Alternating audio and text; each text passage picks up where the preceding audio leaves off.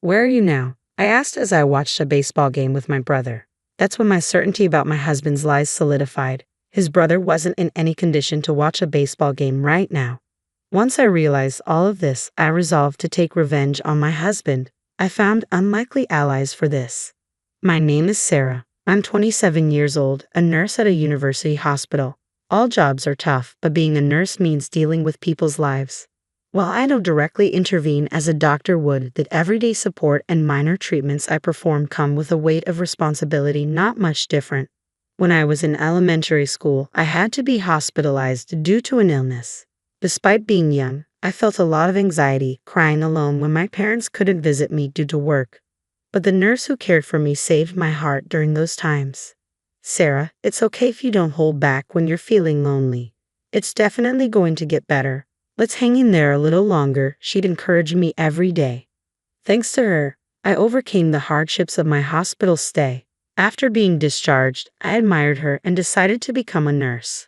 I studied hard to achieve my dream, and now it's been 5 years since I've become a nurse. The job is certainly challenging, but every time I see a patient smile, I genuinely feel glad to be doing this work. I'm fortunate to have my current job, and one of the reasons is my husband, Bob, whom I married a year ago. I first met Bob at a party, and once we started talking, we found out we had a lot in common. We hit it off pretty quickly, leading to us dating. After 2 years of dating, he proposed to me. "I love you, Sarah. You put your heart and soul into everything you do. I want to spend the rest of my life with you," he said. "Are you sure? Do you really want to be with me?" I asked. "Why would you even question it? I want to be with you because you're Sarah. So I want you to get married to me," he replied. "Yeah, I want to be with you too, Bob," I said, and we officially tied the knot a year ago. But there's one thing that's been bothering me. He doesn't get along well with his parents. Ideally, we would have wanted to hold our wedding ceremony when we got our marriage license, but he refused. He didn't want to have anything to do with his parents. So when we went to pay a visit to his parents to announce our marriage, it was hard to set a date. We somehow managed to pay a visit, but my husband was in a bad mood the entire time, and we only stayed for 30 minutes. We ended up getting married without having much of a conversation with my in-laws. Of course, I'd like my in-laws to attend our wedding ceremony too. So, I decided to be honest about how I feel. "Bob, can we talk for a moment?" I asked. "What's up?" he replied. "It's about your parents. We also have the ceremony to think about, so I think we should go see them and have a proper discussion," I suggested. My husband let out a deep sigh and responded with an annoyed expression. "Didn't I tell you before that I don't want to talk about my parents? As far as I'm concerned, I don't care if we don't invite anyone to our wedding. But we should at least invite your parents, Bob. That's enough. If you insist on having family members there, we can just ask my brother. Isn't that good enough?" I reasoned. "Well, I'd love to have your brother attend. But you're really persistent, Sarah. This is a matter of my family, so please don't meddle too much," he said with another sigh before leaving the living room. Alone in the room, I slumped on the couch, staring blankly at the ceiling, overwhelmed by a feeling of emptiness. It was such a shame that we were distant from my father-in-law and mother-in-law. They were such nice people. I wanted them to attend the ceremony, but what could I do to make my husband understand? Even after countless attempts, whenever I suggested, "Let's go see your parents," my husband flat out refused. At some point, he would get angry just by mentioning them. One day, my brother-in-law and his wife were coming to visit us at our apartment. We had dinner together once when we reported our marriage, but although they lived in a neighboring city, it was the first time they visited us since our marriage. After 10 o'clock, our apartment buzzer rang. When I opened the door, there stood my brother-in-law, Jake, and his wife, Emily. "Hello, Jake. It's been a while," I greeted. Jake showed a bright smile. "Hey, Sarah. Long time no see. I apologize for dropping by unexpectedly. Hope you don't mind." "Oh, not at all. Bob is waiting inside. Please come in," I replied. "Awesome, thanks." "Well, here I come," said Jake, following me inside. Emily took off her shoes and called out a greeting, but there was no response from her. "Did she not hear me?" wondered Emily. "She didn't talk much last time we met either. I wish we could be better friends." As they enjoyed some casual chatter while having cake, the atmosphere began to lighten. Since they decided to have lunch, I started preparing the meal. As I was getting things ready, my brother-in-law entered the kitchen. "Sarah, I heard from our folks you haven't visited home since you got married, he remarked. Ah, yes. Well, it's Bob, isn't it? He doesn't get along well with Dad, right? I admitted. That's right. I want my in-laws to come to our wedding, but Bob is hesitant, I confessed. Upon hearing my words, my brother-in-law made a troubled face. After pondering a bit, he said apologetically, I'm sorry. Bob's being stubborn. I wish there was something I could do about it. I'm sorry to cause you trouble, brother-in-law. No, I'm the one who should apologize for not being able to do anything. I'll try to talk to Bob about it indirectly. Really? Thank you. That would be a great help. Meanwhile, my husband and sister-in-law were having fun playing mobile games. Despite my worries, they seemed to be enjoying themselves. I started to feel frustrated with my husband. Just as my brother-in-law and his wife were about to leave, my husband spoke up in a stern voice. Hey, what's up? Did you say something to my brother? Why do you ask? When we were weaving, my brother said you should think about Sarah and confront our parents. You were chatting with him while making lunch, right? You stirred up something unnecessary, didn't you? With a look I'd never seen before, my husband glared at me. Silenced by the awkwardness, I was unable to respond before he continued. You know, isn't it unfair to talk to my brother about our parents, knowing that I don't want to be involved with them? No, I didn't mean. I'm turned off. I'm not feeling like doing the wedding anymore. What? I started, but he clicked his tongue loudly and left the house. He didn't come back until the next day. Since that day, my relationship with Bob has been strained. Our conversations dwindled to the bare minimum, and the once light-hearted atmosphere was gone. Then my husband's absences began to increase gradually, especially on holidays. He was almost never home. Suspicion crept in as he started going out more often. Gathering my courage, I decided to confront him. Hey, you've been going out a lot on your days off recently. Where do you go? I asked. Does it matter? Do I need to report everything to you? He replied sharply. What's with that tone? Do you have a reason you can't tell me? I pressed, half-jokingly. His eyebrows shot up at my question. Flustered, he stammered. I've been going to my parents' house. Parents' house? Bob's, I clarified, surprised. Really? I mean, with the wedding coming up, Sarah wanted my parents to join us, remember? He explained hastily. Well, yeah, but if that's the case, shouldn't I go too? I inquired. No, it's fine. My parents would feel uncomfortable with Sarah around anyway. That's the situation, so don't worry about it. He ended the conversation almost forcefully, leaving no room for my input. After that, he continued to visit his parents' house on his days off. I expressed my desire to accompany him, but he never agreed. Then, one day while I was at work in the hospital, a familiar patient was brought in on an emergency basis. What? Brother-in-law? I exclaimed, recognizing him. Even when I called out to him, his response was sluggish and his body temperature was high. He was also having mild convulsions. According to the doctor, it was probably heat stroke. I quickly tried to call his wife, but there was no answer, just continued ringing. I was sure his wife was a homemaker, so why wasn't she picking up the phone, especially when my brother-in-law was in such a condition? What should I do? But panicking won't help. I decided to switch gears and call my husband. However, like my brother-in-law's wife, he didn't pick up the phone. My husband should be at his parents' house today, so I decided to try calling their house. Since our marriage, I haven't been able to meet or even properly talk with my in-laws. They might not think highly of me, but I can't care about that right now. When I dialed the landline of their house, after a few rings, my mother-in-law picked up the phone. This is Sarah. I apologize for not being in touch for so long, mother-in-law. Oh, Sarah, it's been a long time. Have you been doing well? Yes, thanks to you. I'm sorry I haven't been able to visit. Don't worry about that. I'm glad to hear you're doing well, Sarah. And is Bob doing well? Yes, he's well. Wait, what? I was taken aback by my mother-in-law's words. My husband should be at his parents' house right now. Confused, I hesitantly asked my mother-in-law, Mother-in-law, isn't Bob there now? Bob? I haven't seen him since he introduced you when you got married. What? I thought he's been visiting almost every week. There's no way you know Bob dislikes us, don't you, Sarah? My husband hadn't been going to his parents' house. What does this mean? Wasn't he supposed to go back home to smooth things over with his parents in preparation for the wedding? The more I thought about it, the more confused I became. To confirm the facts, I called Bob again. Of course, he didn't pick up at first, but I kept calling persistently, over and over again. After about the 10th call, he finally answered the phone. He spoke in a noticeably irritated tone. What is it? You keep calling. I'm busy. Busy? Even though you haven't even been to your parents' house? Ha, how do you? I just had a chat with my mother-in-law on the phone. Hey, what's the deal? It's not just today. You haven't been visiting your parents' home all this time, right? Well, that's. Explain it properly. Where are you right now?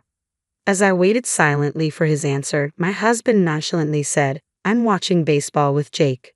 Baseball? Yeah, you can hear it, can't you? The cheaters of watching the game. Jake and I are having a blast right now. At that moment, waves of pent-up anger overtook my restraint. Indeed, behind my husband, lively voices could be heard. Judging from the sounds, it seemed true that they were at a baseball game. But that's not the issue. The main issue was that my husband was lying big time. How should I confront him, holding back my anger? I pondered for a moment, then spoke up. Hey Bob, how long are you going to be on the phone? Emily, my sister-in-law, whose voice I could recognize through the phone, chimed in. There was no mistaking it since we just met the other day. Realizing that the call had been disconnected and only the busy signal was echoing in my ear, I understood. Everything was a lie. I couldn't forgive this. At this rate, I'll corner him by any means necessary. With a newfound resolve, I headed to Jake's place. Fortunately, his condition had already stabilized and he was sleeping soundly. Just as I was about to leave the room, opening the door, a voice came from behind me. Sarah? Oh, Jake, are you okay? I asked. Yeah, I'm fine. It was a heat stroke, huh? I was feeling sluggish, but I was so busy that I didn't have time to hydrate.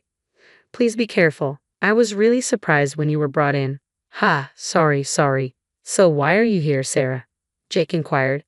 Oh, well, actually, I began. I informed Jake that my husband might be with Emily at the moment. Instead of being surprised, Jake smirked. I see you've noticed Sarah. By the way you're saying it, Jake, did you know about this all along? I asked. Yeah, well, I found out about a month ago, and I just started gathering evidence. But I've got more than enough evidence now, so don't worry, Jake reassured me. I see. I'm sorry. I didn't know anything, Jake admitted. No, it's okay. I was waiting for the right timing to tell you because I thought it would be too harsh on you. Though it turned out this way, I feel like I can finally move on. I replied weakly, though I felt an immense dislike for the two who made Jake and me feel this way. Jake laughed weakly, but he seemed somewhat lonely. At the same time, I waited for my brother-in-law's recovery, and then we headed to his parents' house together. Upon explaining the sequence of events to my in-laws, they were momentarily at a loss for words. After learning the truth, with apologetic looks, they began to apologize. Sarah, we're sorry for our foolish son's affair. We never expected this to happen, they said. Please don't apologize. I'm okay, I assured them. But right, honey? Yes, apologies won't fix this. We're truly sorry, my husband's father added. It's okay. Instead, would you lend me and your son a little help? I proposed to my in-laws. My brother-in-law and I each made simultaneous calls to his wife and my husband. Perhaps surprised to be called at the same time, Emily and my husband picked up the phone immediately. Hello? Sarah, what's up? What do you mean, what's up? You're with Emily right now, aren't you? I confronted my husband. What are you talking about? Why would I be with my brother's wife? He replied, but I heard Emily's voice in the background. When I called earlier and your brother knows everything, we've got concrete evidence of the affair, I asserted, my anger boiling over. Despite the evidence, my husband kept spouting nonsense, claiming it was a misunderstanding and he just happened to run into her. I was fed up with his lack of remorse and his constant prioritization of self-preservation, even at this point. Out of sheer anger and feeling betrayed, I raised my voice. Shut up. Misunderstanding. What are you saying? At this point, do you think such excuses will work? You took advantage of my feelings and betrayed me in the worst possible way. I will never forgive you. I'm divorcing you, you scum. Wait, I didn't intend a divorce. What? How dare you say that after cheating on me? Just so you know, I have no intention of getting back with you or that woman. I hope you both go to hell. Your parents won't help you anymore. Suffer for the rest of your life, regretting what you've done, you piece of trash. Without waiting for his response, I hung up. Shortly after, my brother-in-law and I went to the city office to get divorce papers. Eventually, my husband and I divorced amicably. Initially reluctant, he finally signed the divorce papers after being persuaded by his parents. Of course, my brother-in-law's divorce was also finalized. We both demanded substantial alimony from them. Later, I found out that my ex-husband had been involved with my brother-in-law's wife for quite some time. Apparently, he was meeting her during lunch breaks and after work, and their affair was exposed at the worst possible time by their coworkers. As a result, his reputation at work plummeted. Unable to withstand the judgment from his colleagues, he eventually quit his job after repeated absences. My brother-in-law's wife, who was a stay-at-home wife, also had her life turned upside down. She lived with my ex-husband for a while after the divorce, but as their financial situation worsened, their arguments increased, and they broke up within a few months. For a while, she won't be able to live a decent life. On my end, surprisingly, I've been getting by day to day without much fuss. Right after my divorce, I moved to an apartment near work, living the carefree life. I still keep in regular contact with my brother-in-law and my ex-in-laws.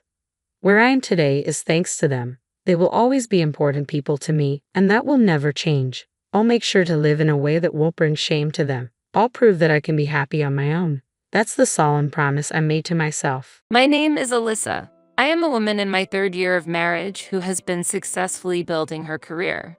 My husband, Steve, also works at the same company. I believe that he too was working hard and saving for the future. Since I frequently travel for work and earn a higher salary than him, I've left the savings to him while I take care of our living expenses and daily costs. However, I also have my challenges. One of them is dealing with Steve's parents, my in-laws. They used to live with Steve's sister's family. However, from the beginning, his sister intended to live only with her husband and hadn't planned on living with her parents. Yet, my in-laws insisted that since they were married, it was only natural that they take care of them, and apparently imposed themselves on their daughter and son-in-law. Unable to tolerate their parents' selfishness, Steve's brother-in-law chose to live separately. Not wanting a divorce, Steve's sister decided she would rather live with her husband's parents than her own. And now she is living with her in-laws at their place. I knew about this situation from Steve, but never imagined it would impact our lives similarly. I had never envisioned such a scenario at the beginning of our marriage. Originally, we worked in different departments at the company, and I was a junior to Steve. We would occasionally pass by each other at work. He fell in love with me at first sight and confessed his feelings. Initially, I was wary of him, but I eventually gave in to his persistent approaches, and we started dating. From there, our relationship progressed smoothly, and after his proposal, we got married. He was passionate in his pursuit of me, and he continued to show the same kindness after our marriage. That's what I believed. Since the period from dating to the proposal was short, I expected that we might start a family soon. But it's already been 3 years since our marriage. Yet, there are no signs of a child. Although there's nothing wrong with us, Steve always says, we don't need to think about children right now. While I want to have children in my 20s, Steve is relaxed and sees no problem in having them in his 30s. As the risks of childbirth increase with age, I wish he would be more aware of that and consider the risks involved for the one giving birth. However, whenever it comes to children, he says it's not the right time yet and avoids the topic. I never thought that our stagnant life would be disrupted by the involvement of my in-laws. That day came unexpectedly. I was away on a 2-week international business trip. Since we usually keep in touch daily when I'm on business trips, I contacted Steve as usual. Normally, I would receive simple replies like okay, work hard, or thanks. However, this time, he continued to leave my messages unread. Puzzled by what could be happening, I assumed he was too busy to reply. Yet, during this time, an astonishing situation was unfolding back in the US. When I returned from my trip and tried to contact Steve, who had promised to pick me up at the airport, there was no response. With no other choice, I took a taxi back to our apartment. We live in a spacious 5-room apartment, which Steve suggested we choose in anticipation of someday having children. Steve's proposal to rent a large room for the children made me suspicious of his reluctance to actually start a family. When I returned to our floor using our elevator, I saw a familiar woman greeting the neighbors. "What are you doing, Mother? Can't you see? I'm making rounds to greet everyone. We've decided to live together from now on." I was speechless. "What do you mean?" Ignoring my question, my mother-in-law entered the house.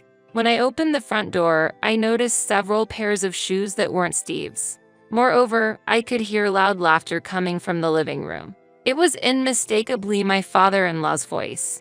At that moment, a terrible premonition crossed my mind. When I went to the living room, I found Steve and his father. They were surprised to see me and fell silent. In a low voice, my father-in-law said, "Steve, wasn't Alyssa supposed to return tomorrow?"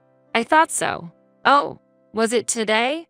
Steve replied. My travel schedule hadn't changed, so Steve must have mistaken the day of my return. My in-laws looked at me as if I had interrupted a fun party, showing annoyance on their faces. This is exactly why I find them difficult to deal with. They always act so childishly. They insist on having their way and get upset easily if things don't go their way. I didn't want to deal with them, so I asked Steve not to invite his parents over too often right after we got married. Steve had agreed with a smile, but "Why are you two here? We thought it would be nice to spend some time just as a family. Right, Steve?" Yeah, that's right. You promised to pick me up at the airport? Did you forget because of the party with your parents?" I asked. I got the day you were returning wrong." Steve pursed his lips. Even if there was a misunderstanding about the day I was coming back, I had contacted him when I arrived at the airport and before boarding the plane from overseas, saying I'm on my way back now. "I made sure to contact you each time, you know?" I said. Steve laughed. "Oh, come on, you must be joking," and checked his phone. But the phone clearly showed the messages I had sent. Surprised, he turned off his phone. Yet, the fact that he ignored my messages remained. At that moment, my father-in-law made an unbelievable remark. "Hey, Alyssa, we're having a family-only party right now. Could you please leave?" "What?" Indeed, the living room was messy with drinks, snacks, pizza scattered around, and garbage. It seemed they were really enjoying their party. However, as the owner of the house, being told to leave as if I were an outsider was something I absolutely could not accept. Especially since my father-in-law didn't own this apartment. Shockingly, both my mother-in-law and Steve agreed with him. "Right? It's a special family-only party. Could you go out? It's unsettling to think you're in the house." Steve was my husband and knew this apartment belonged to me. I never expected him to treat me as an intruder and ignore me. Yet, Steve said, "If Mom and Dad say so, please leave for today." I was outraged by this sudden and rude demand. I was exhausted after a long 2-week business trip. I was looking forward to relaxing at home for the first time in a while, but as soon as I returned, I was told to leave, being an outsider. I never imagined receiving such unpleasant treatment. "Excuse me, but I own this apartment. How can you order me to leave?" I asked. I was utterly exhausted, no longer had the energy to laugh, and glared at my father and mother-in-law. They seemed unaware that the apartment was in my name. "What do you mean? Isn't this apartment Steve's?" They asked Steve. Steve, having not told them the truth, stumbled over his words. Well, just when I thought they understood it was my property. My mother-in-law made an unbelievable suggestion. "Well then, we'll take this house." "What? Steve works at the same company as you, right? His salary is the same, so it makes sense for my son to be the owner of this house." My father-in-law was the first to agree with her suggestion. "Indeed, that's a great idea. Then this apartment will belong to Steve, and we won't have to endure impolite remarks like before anymore." It seems my father-in-law felt I was being rude. Despite the unfair treatment I received, they didn't seem to care. I sighed. Shockingly, my husband Steve agreed with his parents. "That's true.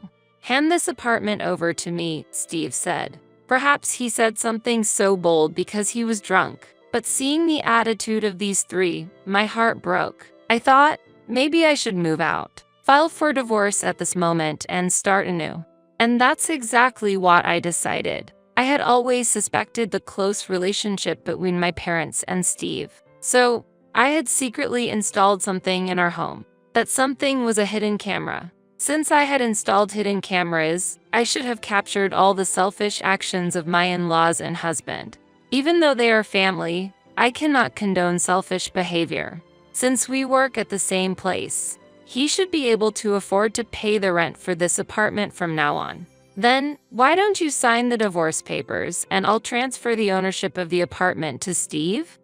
I proposed. Initially, Steve seemed surprised by my proposal. However, when his parents said, "That's the best thing to do, just get a divorce," and a wife who says such things will only cause trouble in the future, Steve easily agreed, saying, "That's true."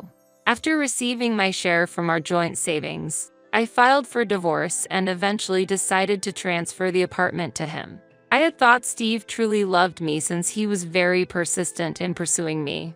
However, it turned out that his parents were his priority, and I was secondary, and having children was also put on hold. I felt sad, but realized that feeling down because of them was a waste of time and changed my mindset. There was a reason why the timing of letting go of the apartment was good. During a 2-week business trip abroad, I received a proposal to consider an overseas assignment. I had always dreamed of working abroad and wanted to accept immediately, but since I had a family, I decided to think it over and discuss it with Steve. Even if he agreed to live abroad with me, I wasn't sure if he could handle living outside of the US. I was considering discussing this with him, but the incident where he conspired with his parents to kick me out made me reconsider our future. In the end, being told to get out during the party made me realize that if we stayed together, I might always be told to leave. The divorce went through, and I was able to let go of the apartment, which made me decide to move abroad. My company was very supportive of my overseas assignment. I had heard that there had been discussions about an overseas assignment before, but they had given up on me since I had family.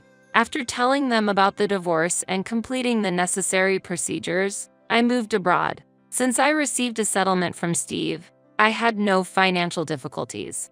On the contrary, things might become more difficult for Steve. From now on, he will have to bear the rent and living expenses of $2,000 per month that I had been paying. His parents will probably move into the apartment, and Steve will have to take care of them. A month after the divorce, Steve contacted me. "Alyssa, I have something to ask. Was the rent really $2,000 per month?" "Yes. You wanted a larger room in case we had kids, remember?" I was in charge of the finances, but I clearly told you the rent was $2,000 a month. I thought that included all the living expenses. Steve seemed surprised by the amount of the rent, but since he was still working at the same company, he could afford to pay it. That is, as long as his unemployed parents don't squander it. "Alyssa, I have something to discuss with you. I'm not lending you any money. I haven't even said anything yet. How did you know what I was going to say?" I held my head in disbelief. If he was bringing up a discussion after talking about the rent, it could only be about money. I had heard from Steve's sister, whom I only met once, that his parents were unemployed, moved into their children's home, and freely spent money. At his sister's house, the parents had also stolen money from her well-paid husband and squandered it. Such people would definitely try to steal money, even from their own son. They might even use his credit card without permission. We are divorced. We're strangers now, so there's no reason for me to lend you money. If you need money, borrow it from someone else. But I have to pay it back if I borrow from others. I frowned. Maybe he thought he wouldn't have to pay it back if he borrowed it from me. No way. That's unacceptable, and I cannot forgive such behavior. I thought I couldn't lend him a penny. Anyway, I can't give you any money. Then, just return all the money you got for the property division. That was earned by me, so it's mine, right? That money was from the savings you made while I paid the rent and living expenses during our marriage. It's joint property, not all yours." "What, really?" I understood just how selfish the man I had married was on the day I returned from my business trip, but he still seemed to be surprised. Then, I'll demand compensation from you. What? You kept quiet about the rent. You must have planned to burden me with $2,000 to push for a divorce. The rent is proof. I let out a big sigh at his absurd claim. What plan? When I returned from my business trip, you were ignoring my messages and hosting a party with your parents in the apartment. It was you and your parents who said to hand over the apartment, not me. That's true, but I didn't want to bring up this topic, but it was clear that Steve was trying to extort money from me, so I pointed out a certain fact. If we're going to talk about compensation, it would make more sense for me to demand it from you. What? You're demanding compensation from me? Why would you do that? I divorced you just like you wanted. The fact that you agreed to the divorce and that you were having an affair while I was abroad are two separate issues. An affair? Yes. When I returned from my 2-week trip, there were not only my in-laws' shoes at the entrance, but also those of a young woman. There was definitely someone else there. At that time, I was suspicious because my in-laws insisted so persistently that I leave the apartment. However, recalling the woman's shoes, I realized that there had to be a woman in the apartment, and they had been partying together. Even though no one was supposed to be there, I saw the bathroom light on, which clearly indicated that someone else was present. Steve's affair was acknowledged by his parents, and they tried to rush me out to prevent me from discovering their son's infidelity because I had returned earlier than expected. Fortunately, I had installed hidden cameras just in case, and I caught everything on tape. Your affair partner looks like a newbie at our company. I've already reported it to the company. Plus, the cameras have captured all the evidence of your affair, so you're finished. It can't be. Why would you tell the company? Well, it's impossible to keep working together when my husband is having an affair with someone from the same company. I'm overseas, so it doesn't affect me anymore. An office affair is clearly a violation of compliance. He could be demoted or, in the worst case, fired. I had wanted to avoid the hassle, so I hadn't demanded compensation, but I might reconsider if he continues to cause trouble. If you beg me for money again, I'll claim compensation. With that, he started crying and hung up the call. After that, I received no further contacts from Steve. Since I had never exchanged contact information with my in-laws, they didn't contact me either. Since my in-laws acknowledged the affair, they probably aren't worried about the young woman still working at the same place. Even after my divorce from Steve, sometime after the affair came to light, both Steve and his affair partner left the company. Maybe he didn't want to stay at a workplace with his ex-wife, or perhaps the cold stares from others drove him away. Steve's affair partner, realizing he wasn't wealthy and that his parents were unemployed, ran away as the situation worsened. Even though she ran away, she wasn't unscathed, as I had informed her fiancé about the affair. Surely, she is facing some difficulties now. It seems Steve has left the apartment with his unemployed parents. Having quit his job, he likely couldn't afford to keep paying the monthly rent of $2,000. They are currently living with relatives, disliked, but all three are apparently working. While working overseas, I met a wonderful person, and I am now in a happy relationship. He is very kind, and I have a good relationship with his parents, relieved that I won't experience the same troubles as with Steve. From now on, I want to enjoy my life with peace of mind. It's awful. Not tasty at all. What is this? I can't bring myself to eat such a dish. I'm curious about the face of the person who cooked this. Leaving those words behind, my mother-in-law smiled lightly, looked at me intently, and eventually, while slightly touching the food on the plate, ended up throwing it in the trash. Seeing her behavior towards the food, I honestly wondered what kind of person she was. Was it really appropriate to treat food in such a way? Sitting next to her was her most beloved son. Did she see how sad he looked? My name is Susan. I'm an office worker and I just turned 30. I married my husband Ryan 2 years ago, but we don't have any children yet. Of course, we dream of expanding our family in the future, but for now, we prioritize our time together and want to enjoy our fulfilling days. Ryan has always been a considerate and kind man since we first met. I've never seen him angry. We both work during the day, and when it comes to household chores, we share them properly.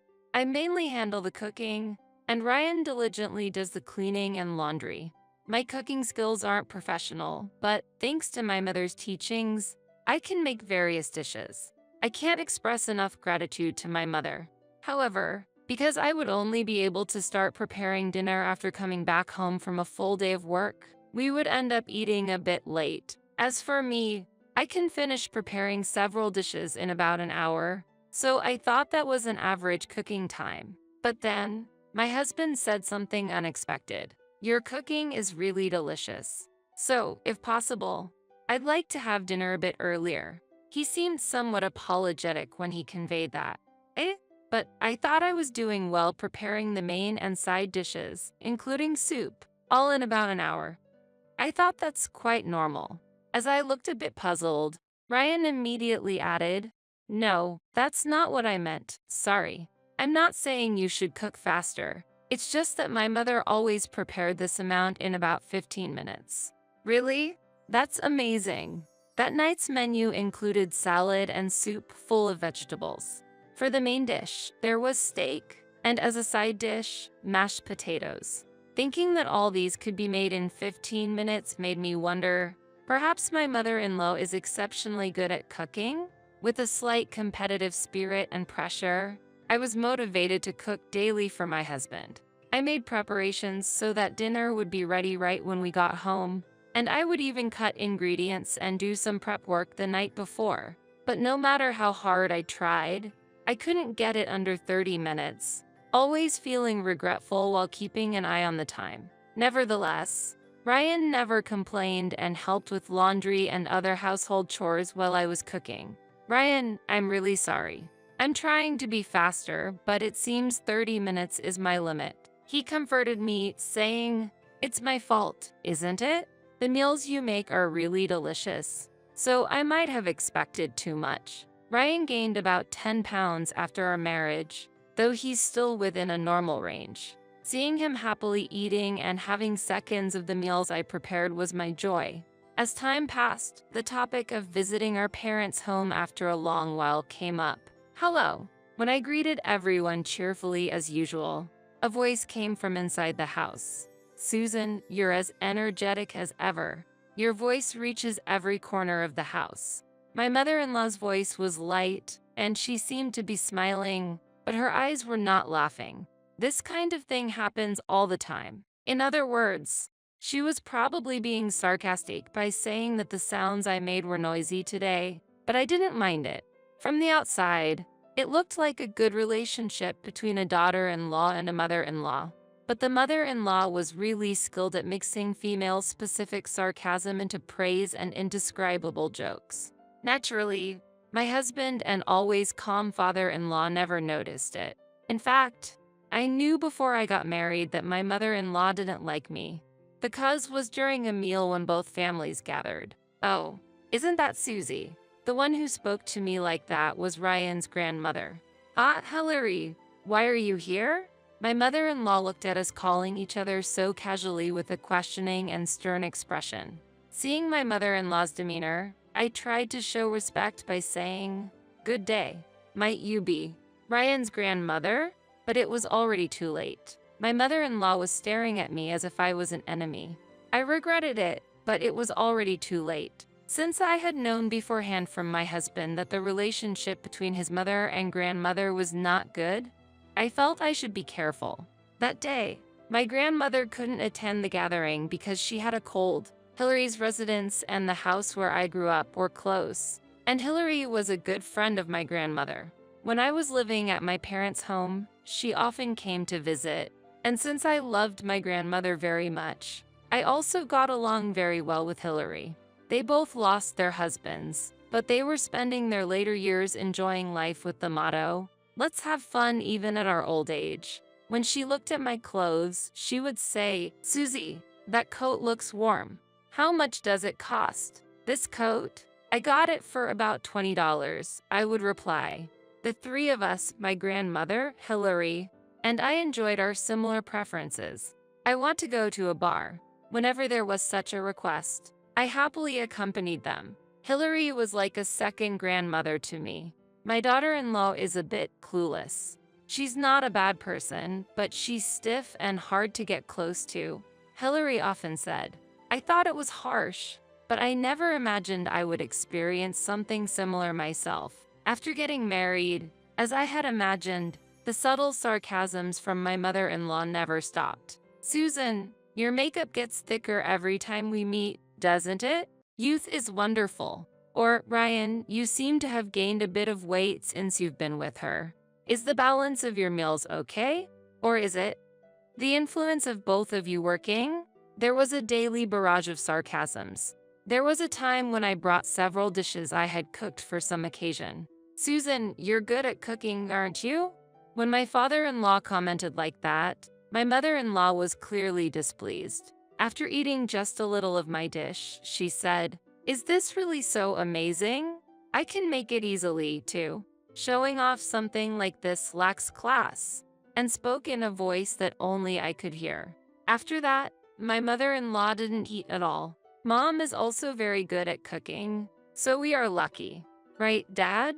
When my husband said this, my father-in-law nodded. My mother-in-law wasn't displeased with that comment, and soon regained her mood. Her mood changed frequently, like a roller coaster.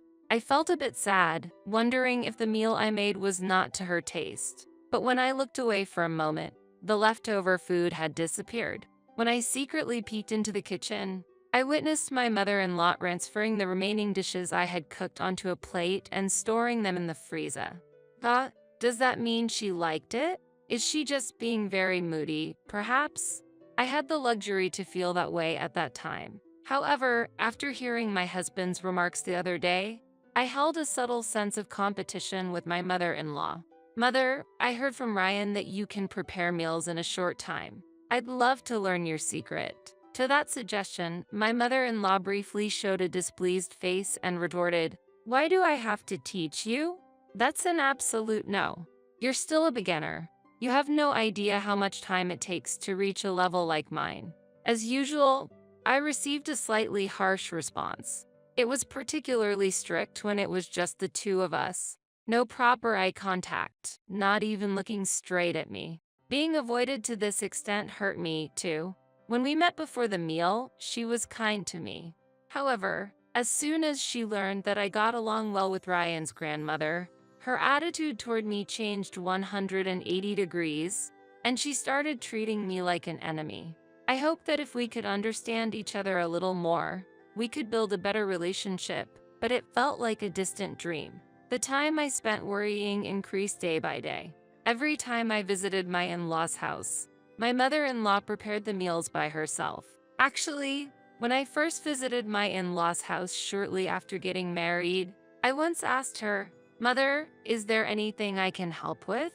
I called her out from behind, but I didn't expect that it would surprise her very much. This place.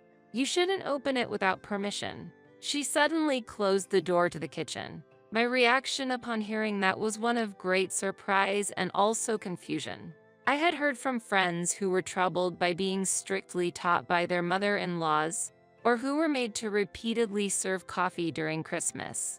So I felt that it was a relief for me in terms of not having to cook. It was a bit hard to be instructed to constantly tend to the garden during the cold Christmas Eve. However, it wasn't too difficult because my husband helped me halfway through. Thinking about it, the speed at which my mother-in-law's cooking appeared on the table was indeed fast. The first dishes served included hamburgers and potato salad. Then came corn soup and several other dishes. Each was at just the right warmth, had a somewhat nostalgic taste, and was very delicious. I would be happy if she could teach me her recipes. With that in mind, I started to often look at recipe books during my break time. Susan, you've been looking at cooking books a lot lately, haven't you?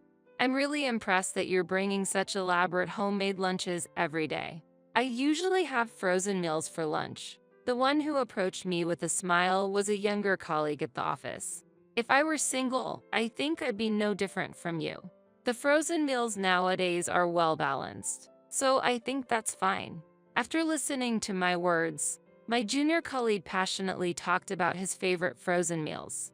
I especially liked it when I got to sample a hamburger steak from a diner at the supermarket. It's really tasty. Following that conversation, I suggested to him, "From now on, your nickname will be Frozen Meal Lover, okay?" To which he replied with a laugh, "That's a bit." Amidst such daily life, before I knew it, my mother-in-law's 60th birthday was approaching. Last year, we had a grand celebration for my father-in-law's 60th birthday, so we couldn't ignore my mother-in-law's birthday. I was worried whether she would be happy with the celebration since she didn't like me. "Ryan, your mother's birthday is coming up soon. What should we do?" When I asked my husband, he said, "Actually, I'm planning a surprise," and smiled at me. And then, the following month was my mother-in-law's special birthday. I had a meeting with my father-in-law, and he agreed to take my unsuspecting mother-in-law out of the house for a while.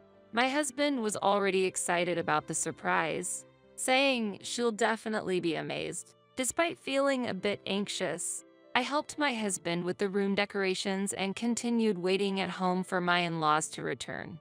"We're home." I heard my father-in-law's calm voice from the entrance of the house. That was the signal for the start. My husband and I hurried to the entrance and, with the crackers we had prepared earlier, we loudly said, "Happy birthday, Mom." However, when I saw my mother-in-law's face, her reaction was underwhelming. Honestly, she seemed even less happy than before. Trying to surprise me? But why here? This must have been Susan's idea, right? She glanced at me with a glare and then quickly entered the house. It was common for my mother-in-law to be cold to me, but it was surprising for her to act this way in front of her son and husband. Afterward, my father-in-law said, "I'm sorry. I got into a bit of an argument with Mom," implying that my mother-in-law got upset over something minor and hardly spoke on their way home. Feeling troubled, we followed her. As soon as she entered the living room, she let out a deep sigh.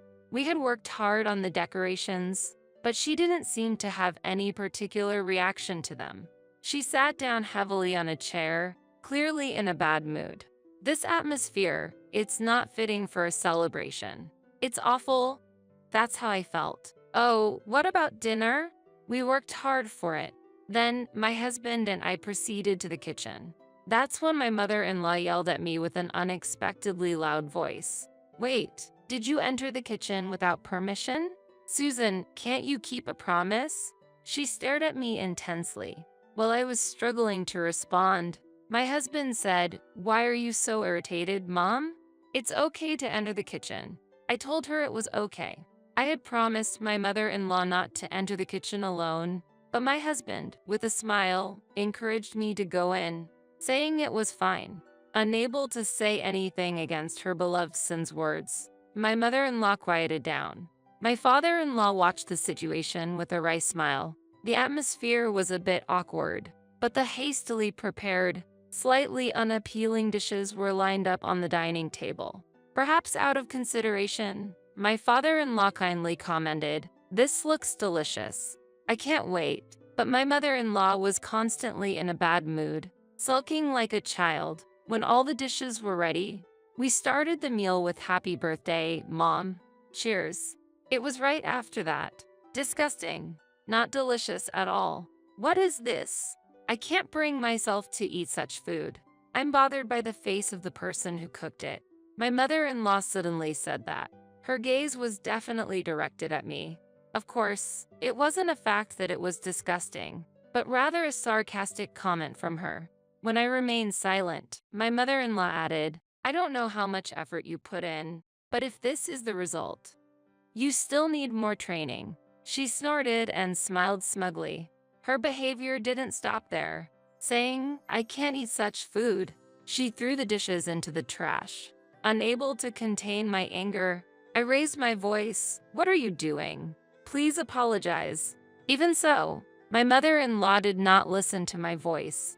In the quiet room, my husband, his voice trembling, said to me, "Susan, that's enough. Let's leave this place quickly." However, my mother-in-law watched the exchange with a look of surprise on her face.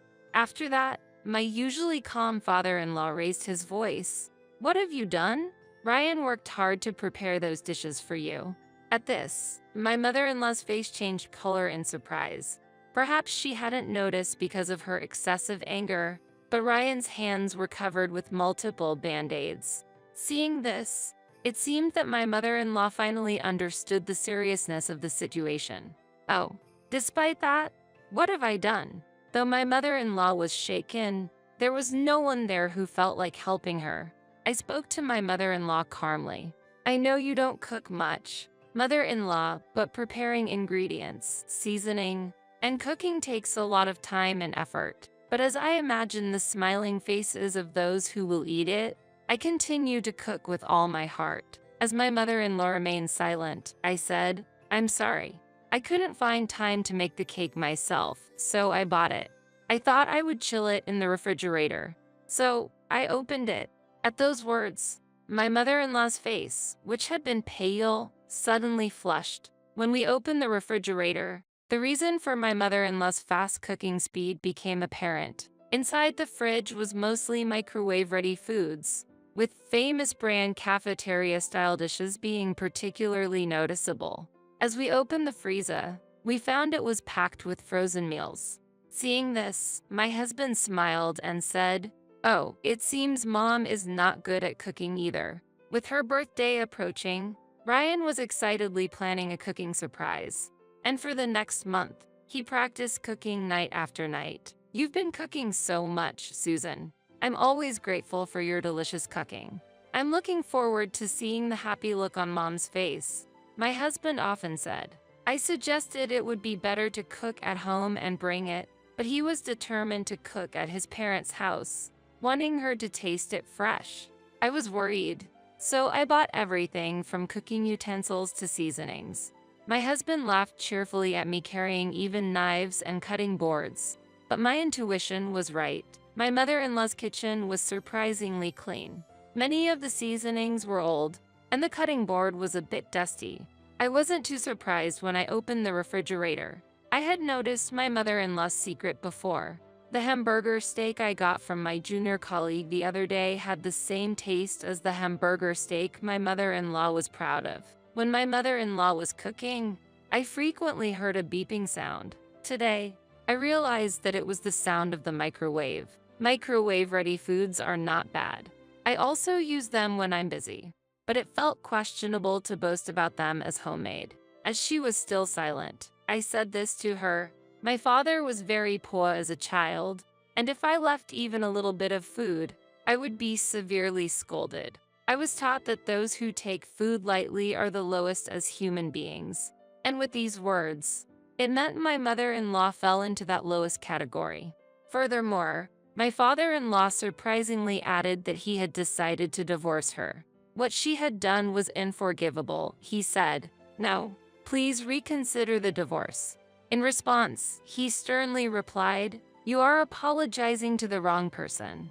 My mother-in-law quickly looked toward us and apologized sincerely. Whether or not they would get divorced was not an issue to me. However, I felt that it would be difficult for me to have a good relationship with such a mother-in-law in the future. For the past month, I had witnessed my husband's efforts, so I was purely disappointed. Glancing at him next to me, his expression was very angry. Unlike his usual self, after he finished tidying up his things, he said, Why should I forgive you? Those who take meals lightly are the worst human beings. Moreover, your attitude towards Susan throughout today was terrible. I'm sorry, but I don't want to see your face again. And with that, he left the house. Seeing him angry, I couldn't hide my surprise and said, I'll also take my leave, and I left my in-laws' house with my husband. I heard the crying voice of my mother-in-law from behind us, but I did not look back. After that, regarding my parents-in-law, it was somehow agreed that my mother-in-law would stay at their house under the condition that she would change her attitude toward me. Otherwise, her husband would divorce her.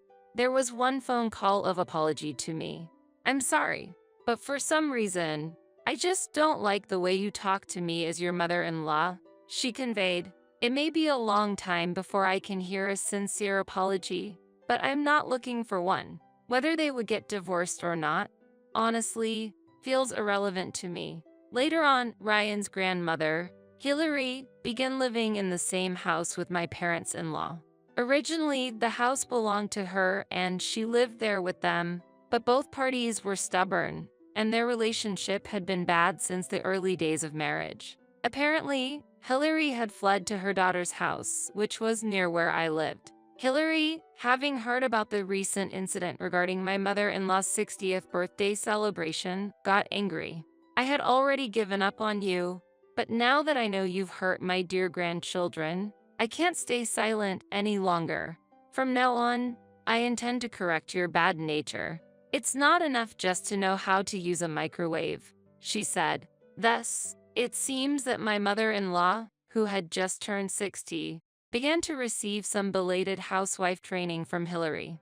That lady over there, the other day she apparently spent over 15 minutes just to peel one carrot. "I heard this from Hillary," said my grandmother when I visited my parents' house. Hearing that story, I smiled. My husband became emotional only on that particular day, and the next day he was back to his usual gentle self. As I saw him eating the food I made happily, I wondered if what had happened was just an illusion. But clearly, it wasn't a hallucination, and it seems he has no intention of forgiving his mother in the future. They were both stubborn, and I couldn't help but smile at the resemblance between them. Susan, what's wrong? Did you lose your appetite? You've barely touched your food," Ryan asked, concerned about my lack of appetite. I smiled brightly and pointed at my belly. Seeing that, my husband stood up in surprise and said, "No way. Soon, our family would get an addition." Hoping for a pure and kind-hearted child, I thought about spending the coming days with my beloved family. "I'm going to live in this high-rise apartment with my mom. I want a divorce." I couldn't hide my confusion at the sudden statement my husband made. It seems like my husband was planning to live in the high-rise apartment I inherited from my father with his mother after our divorce. I wonder what he's thinking. I have had my share of frustrations regarding my husband ever since our marriage. Yet, I never considered divorce because there were aspects of him I respected. However, I never dreamt he would suggest starting a life with his mother in the home I inherited. As I stood dumbfounded, my husband, with a condescending smile, said, "I'll divorce you and just take this property." I must be really lucky. Seriously. The moment I saw his unpleasant smile, my love for him completely vanished. "My name is Stacy. I'm a 28-year-old office worker. I managed to join the company I've long admired as a new graduate and have been vigorously working ever since. People often say, 'You're a typical career woman.' Being devoted to my job, I had never experienced a serious relationship, and neither was I particularly keen on marriage, thinking that living alone wasn't such a bad idea. Yet, a turning point in my life came. One day, my father called me with an unexpected proposition. "Stacy, you're 28 now. How about trying matchmaking?" I received an offer from someone I owe a favor to. "What, matchmaking? I think I'll pass. I still want to work." I was surprised and declined immediately as I had never considered matchmaking. "Don't say that. Why not try meeting him just once? If you find a nice partner, I'll also be able to rest assured. I want to see you as a bride." How can I refuse if you put it like that? Fine, I'll meet him. My father had been unwell for several months and was currently being cared for by my mother at home. His health hasn't been great recently. Knowing his condition, I couldn't ignore my father's wish to see me as a bride, so I was left with no choice but to accept to meet up with the guy he wanted to match me with. "That's great, Stacy. Thank you. I hope you get along well with him." Yes, I'd be happy if he's passionate about his work. The day of the meetup arrived. The man, Ted, was 27 years old, a year younger than me. He loved his job so much that he never got to stay in a long-lasting relationship because he was so busy. Seems like we're a pretty good match. I've also prioritized work over everything else so far. Really? We might get along well then. Ted smiled kindly. We hit it off quickly, and before we knew it, we were married. Our parents were very happy, and we were blessed by many as we started our newlywed life in a rented apartment. Later, my parents bought a high-rise apartment nearby and moved in.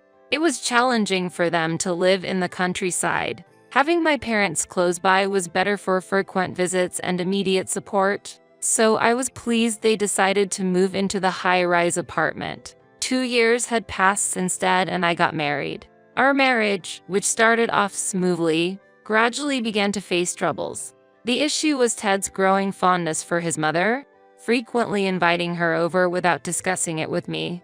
I wanted to spend quiet weekends after a busy week, but Ted started inviting his mother over without consulting me.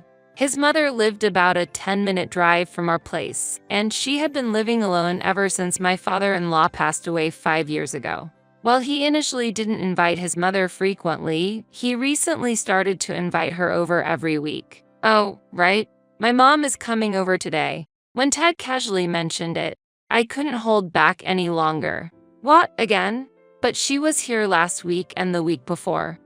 I wish we could spend some time alone occasionally." "What are you saying?" "Since my dad's passing, she's been feeling lonely." "What's wrong with inviting her over once a week?" Ted yelled, furious at my suggestion. I might have accepted the weekly visits if his mother were kinder, but every time she would come over, she would take groceries and household items without even asking. Even when I protested, "It bothers me when you take things without permission," she would respond, "Don't be so stingy. You're working, no?" and dismissed my concerns. Furthermore, she criticized every little thing, from a speck of dust in the corner to the seasoning of my cooking, and would always be critical of how I managed household chores. What was worse was, she did these things out of Ted's sight, which made the problem even more serious. Ted thought of his mother as someone who, despite her sad fate of losing her spouse, lived a modest life alone. "Ted, I've told you before, but your mother takes groceries without asking and always finds something to criticize about how I manage the household. It's frustrating," I said. "You're lying again. My mom would never do such a thing. Stop belittling her." Ted shouted back, clearly angry. No matter how much I explained, Ted refused to listen. He loved his mother dearly and trusted her completely. Because of this ongoing situation, my affection for Ted had gradually faded. However, aside from the issue with his mother, Ted was rational. He was dedicated and diligent in his work, respected by his colleagues and subordinates, and often received calls for work-related consultations. I, too, am someone who dedicates herself to her work, so I appreciated Ted's work ethic. Although his company wasn't very large, and his salary wasn't high, he worked hard and earnestly there. This respect for him prevented me from considering divorce at that time. But around the same time, my father, who had been dealing with health issues for a long time, passed away. He left this world quietly, as if he just fell asleep. After the funeral and when things had settled down, my mother decided to use the inheritance to move to a quiet apartment in the suburbs. And so, I inherited the high-rise apartment. The high-rise apartment was more conveniently located near the station than our current one. That evening, I proposed to Ted that we move there. "I've inherited the high-rise apartment where my parents used to live. My mom has decided to move to a different one in the suburbs. How about we move to the high-rise one? Of course, it will be after my mom moves out." Upon hearing my suggestion, Ted's face lit up, and he exclaimed, "Lucky," and started to celebrate. He then took out his phone and made a call. "Hello, Mom. I have some great news." He seemed to be talking to his mother, telling her that I had inherited my father's high-rise apartment. After ending the call, Ted turned to me with a smug smile and made a demand as if it were the most natural thing in the world. "Give me the keys." "What?" I was taken aback and reflexively asked him to clarify. "I mean the keys to the high-rise apartment. I want to go check it out. I know the place and have visited before, but I haven't thoroughly checked it out apart from the living room. I'll just go and see." "What are you planning?" "My mom is still there. What if you disturb her by suddenly showing up? Besides, it's already late." I felt an ominous premonition about Ted's high spirits. "Oh, right. Your mom is still there. Let's at least look at it from the outside then." I didn't understand his urgency, but Ted couldn't wait and I ended up accompanying him. The high-rise apartment was about a 15-minute walk from our current one. On the way there, the uneasiness I was feeling didn't subside. The reason for my uneasiness was Ted's unusually excited demeanor since learning I inherited the high-rise apartment, which seemed somewhat creepy. His eyes seemed to glow with ambition. Still, I tried to convince myself it was just my imagination. Standing in front of the high-rise apartment and looking up at the 40-story building, Ted exclaimed in amazement. "Wow, looking at it again, it's really big. Living here would be." And all of a sudden, he made an unbelievable statement. "I'm going to live in this high-rise apartment with my mom. I want a divorce." I couldn't hide my confusion at the sudden statement my husband made. I had a feeling that Ted was eyeing the high-rise apartment, but I never expected him to bring up divorce. It seems like my husband was planning to live in the high-rise apartment I inherited from my father with his mother after our divorce. I wonder what he's thinking. I have had my share of frustrations regarding my husband ever since our marriage. Yet, I never considered divorce because there were aspects of him I respected. However, I never dreamt he would suggest starting a life with his mother in the home I inherited. As I stood dumbfounded, my husband, with a condescending smile, said, "I'll divorce you and just take this property." I must be really lucky. Seriously. The moment I saw his unpleasant smile, my love for him completely vanished. I was taken aback by his statement but responded calmly, "Ted, it seems you might be misunderstanding something, but inheritance doesn't automatically go to the spouse." What? What are you talking about? Ted laughed as if he didn't understand my words at all. "I mean, this high-rise apartment is something I inherited, so it can't become yours. Inheritance laws don't apply to shared property." Even when I explained again, Ted said, "That's a joke. I won't believe such a lie." Okay, I was just perplexed. I didn't think he would be such a difficult person to talk to. "It's funny to see you trying so hard to avoid divorce. Do you love me that much? How pathetic," he mocked. Ted's derisive laughter was extremely unpleasant. And at that moment, I realized my feelings for Ted had vanished. There used to be a respectable side to him, but now I only felt discomfort. "If you don't agree to divorce, I'll file for arbitration. I'll live happily in this high-rise apartment with my mom," Ted said with a smirk, and I responded calmly, "I'll agree to the divorce. When we get home, let's write the divorce papers."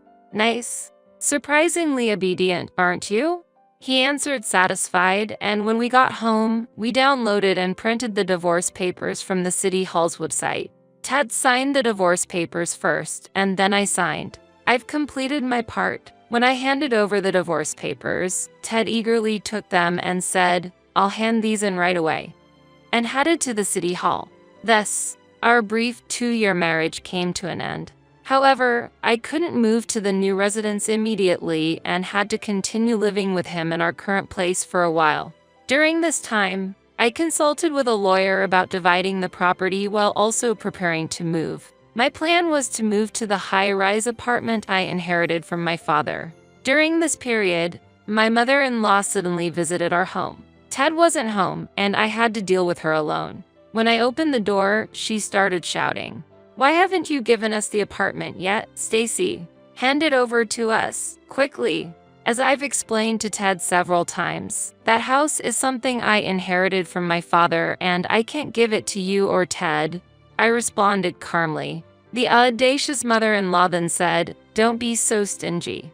You earn a lot, right? You're so busy with work that you neglect household chores, so you must not be struggling with money. It wouldn't hurt if you gave us the property." I firmly refused her demand. "There's no way I'll give you the apartment," and closed the front door. Behind the door, she yelled, "Why are you so insolent? Ted was right to get a divorce from such a daughter-in-law. Hand over the high-rise apartment quickly." But after a while, she quieted down and seemed to have given up and left. That evening, when Ted returned home, I told him about his mother's visit. "Today, your mother came. Seems like she's expecting to live in the high-rise apartment. She hurled insults at me, and I can't take it anymore. Then Ted, as if thinking his mother had been insulted, suddenly began yelling hysterically. "What's with that attitude? My mom just wants to live in the high-rise apartment with me as soon as possible. You're the problem for not handing it over. My mom isn't at fault. Stop being stubborn and give us the property now." It's not about being stubborn. It's legally established that inheritance doesn't become shared property. It's exempt from property division. Do I need to explain it again? Even as I tried to explain, Ted wouldn't listen. I eventually successfully completed the property division process, but it took extra time and money because Ted made a fuss about not getting the high-rise apartment. Therefore, I decided to bill all the divorce expenses to him. After my mother moved to the suburban apartment, I decided to relocate to the high-rise apartment. I completed the move without Ted knowing. After moving to my new home, I changed all my contact information, cutting off all ties with him. I was worried for a while that he might come over, but fortunately, there were no signs of him coming, and months had passed. I was relieved, thinking he had accepted the reality that he couldn't live here. However, something unexpected happened. On a holiday, while I was relaxing at home, the bell suddenly rang. At that moment, I murmured to myself, "Has he finally come?" When I looked at the intercom monitor, there he was, as expected. I considered ignoring him for a while, but he persistently rang the bell, and thinking of the neighbors, I reluctantly went to the door. When I opened it, Ted was furious and shouted, "Why did you change your phone number? You've changed your email address too, right? Why didn't you tell me your new contact information? Why should I? I have no obligation to explain to you." The divorce was completed and we're no longer husband and wife, and the property division is settled, so we have nothing to do with each other anymore. Don't say nonsensical things. As I responded calmly, Ted became even more enraged. "Don't make lame excuses." "I'm really angry." "That's clearly not a lame excuse." Having a reasonable conversation with him was impossible, and it gave me a headache. Ted continued to shout as if he was about to pounce me. "Why can't I have this property? Because of that, I've been laughed at by my friends." "It's all your fault." "Laughed at by your friends? What do you mean?" When I asked, Ted was silent for a while before starting to speak slowly. Seems like he had bragged to his friends about having bought a high-rise apartment when we filed for divorce and I inherited this property. Envied by his friends, Ted didn't want to hear anything about how the property division didn't allow him to get the apartment and mistakenly thought that if he kept fighting, he would eventually obtain it. Even so, I've been scorned and ridiculed by my friends as a braggart for not living in the high-rise apartment, and my mother is pressuring me about when we can move in. "You're responsible for this situation." Hearing Ted's complaints, I was just astonished and lost for words. Essentially, he was blaming me for his own frustrations.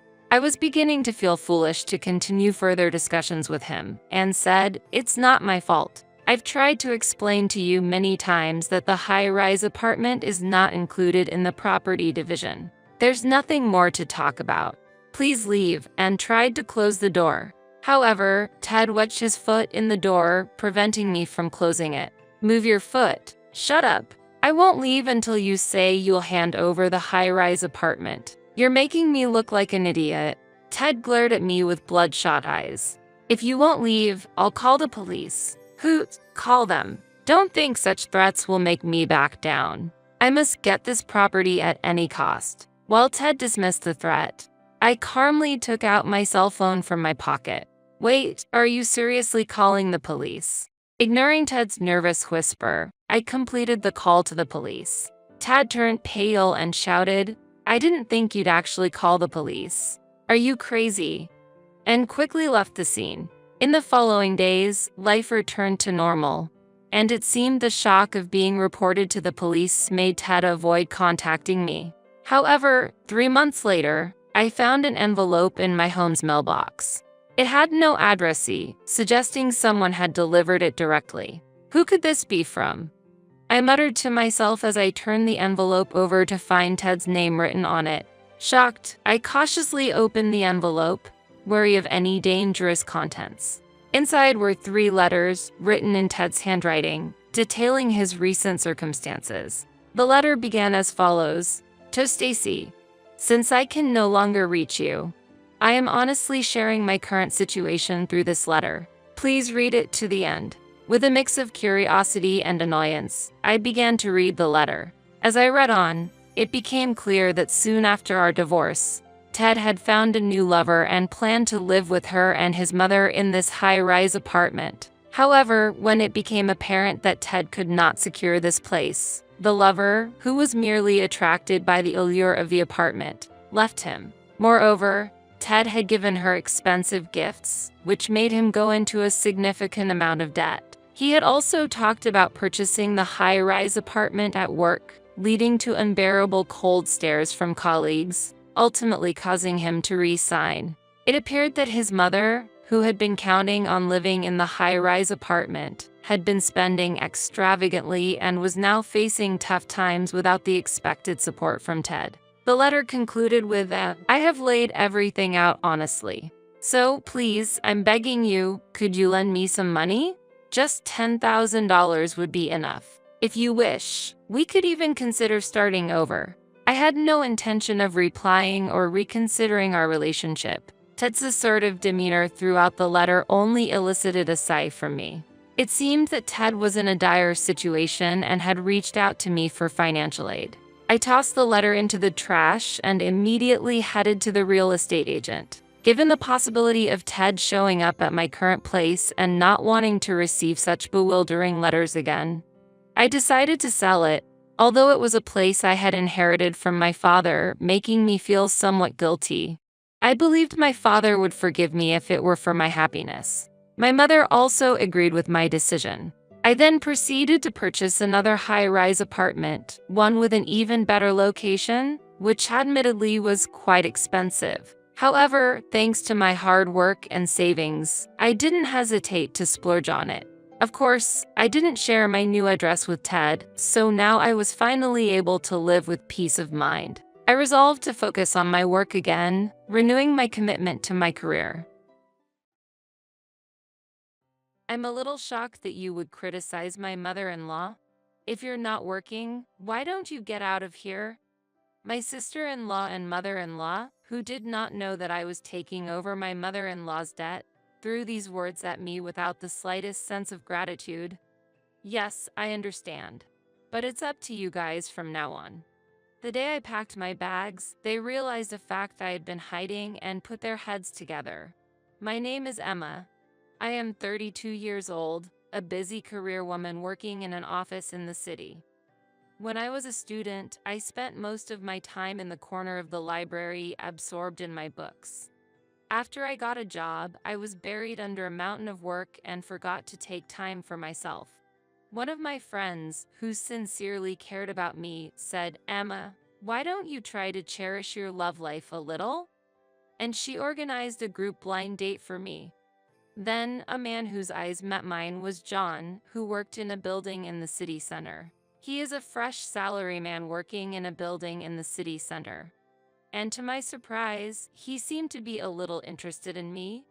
I was nervous about the feeling of dating after a long time, but supported by his kind words, we gradually opened our hearts to each other. Then he made a gentle confession to me, and our love accelerated. Only 1 year later, we decided to get married. It was like a dream come true that I, who had been so absorbed in my work, could stand at such a wonderful turning point in my life. My friend who organized the group blind date was also surprised at our sudden development. She said, "Oh, really? You're getting married?" I said, "Yeah, it's amazing, isn't it? But it's great. I'm so glad I organized that group blind date. Thank you. I really appreciate it. I'm looking forward to the wedding. I'm looking forward to it." Thus, I was to open the door to a new life.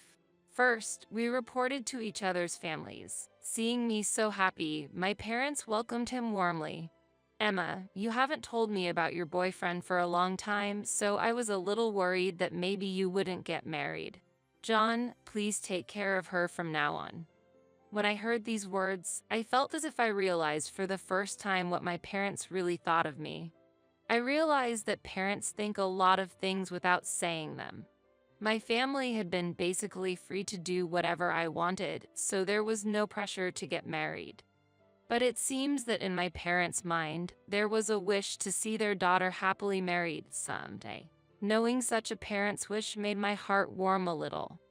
And when I visited John's house for the first time, I met his family with nervous excitement. But his mother and father were both very warm and made me feel very safe. Next, we had dinner with the whole family. While I was looking forward to it, I was also a little nervous, especially because I had heard that John's sister, Melissa, was there. She was only 25 years old, and her choice of words was a little rough at times, which made me a little confused.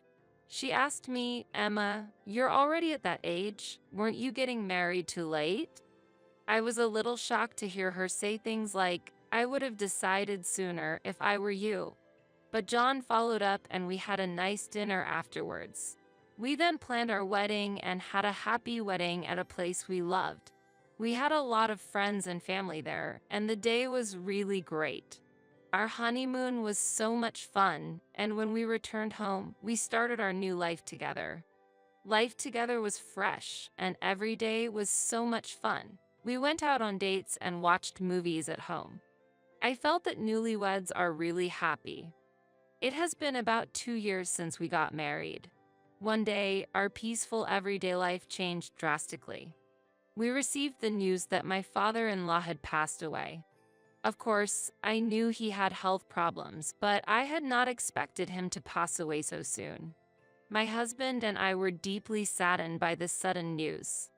My mother-in-law's grief was especially deep, and I could feel her emotions as I looked at her.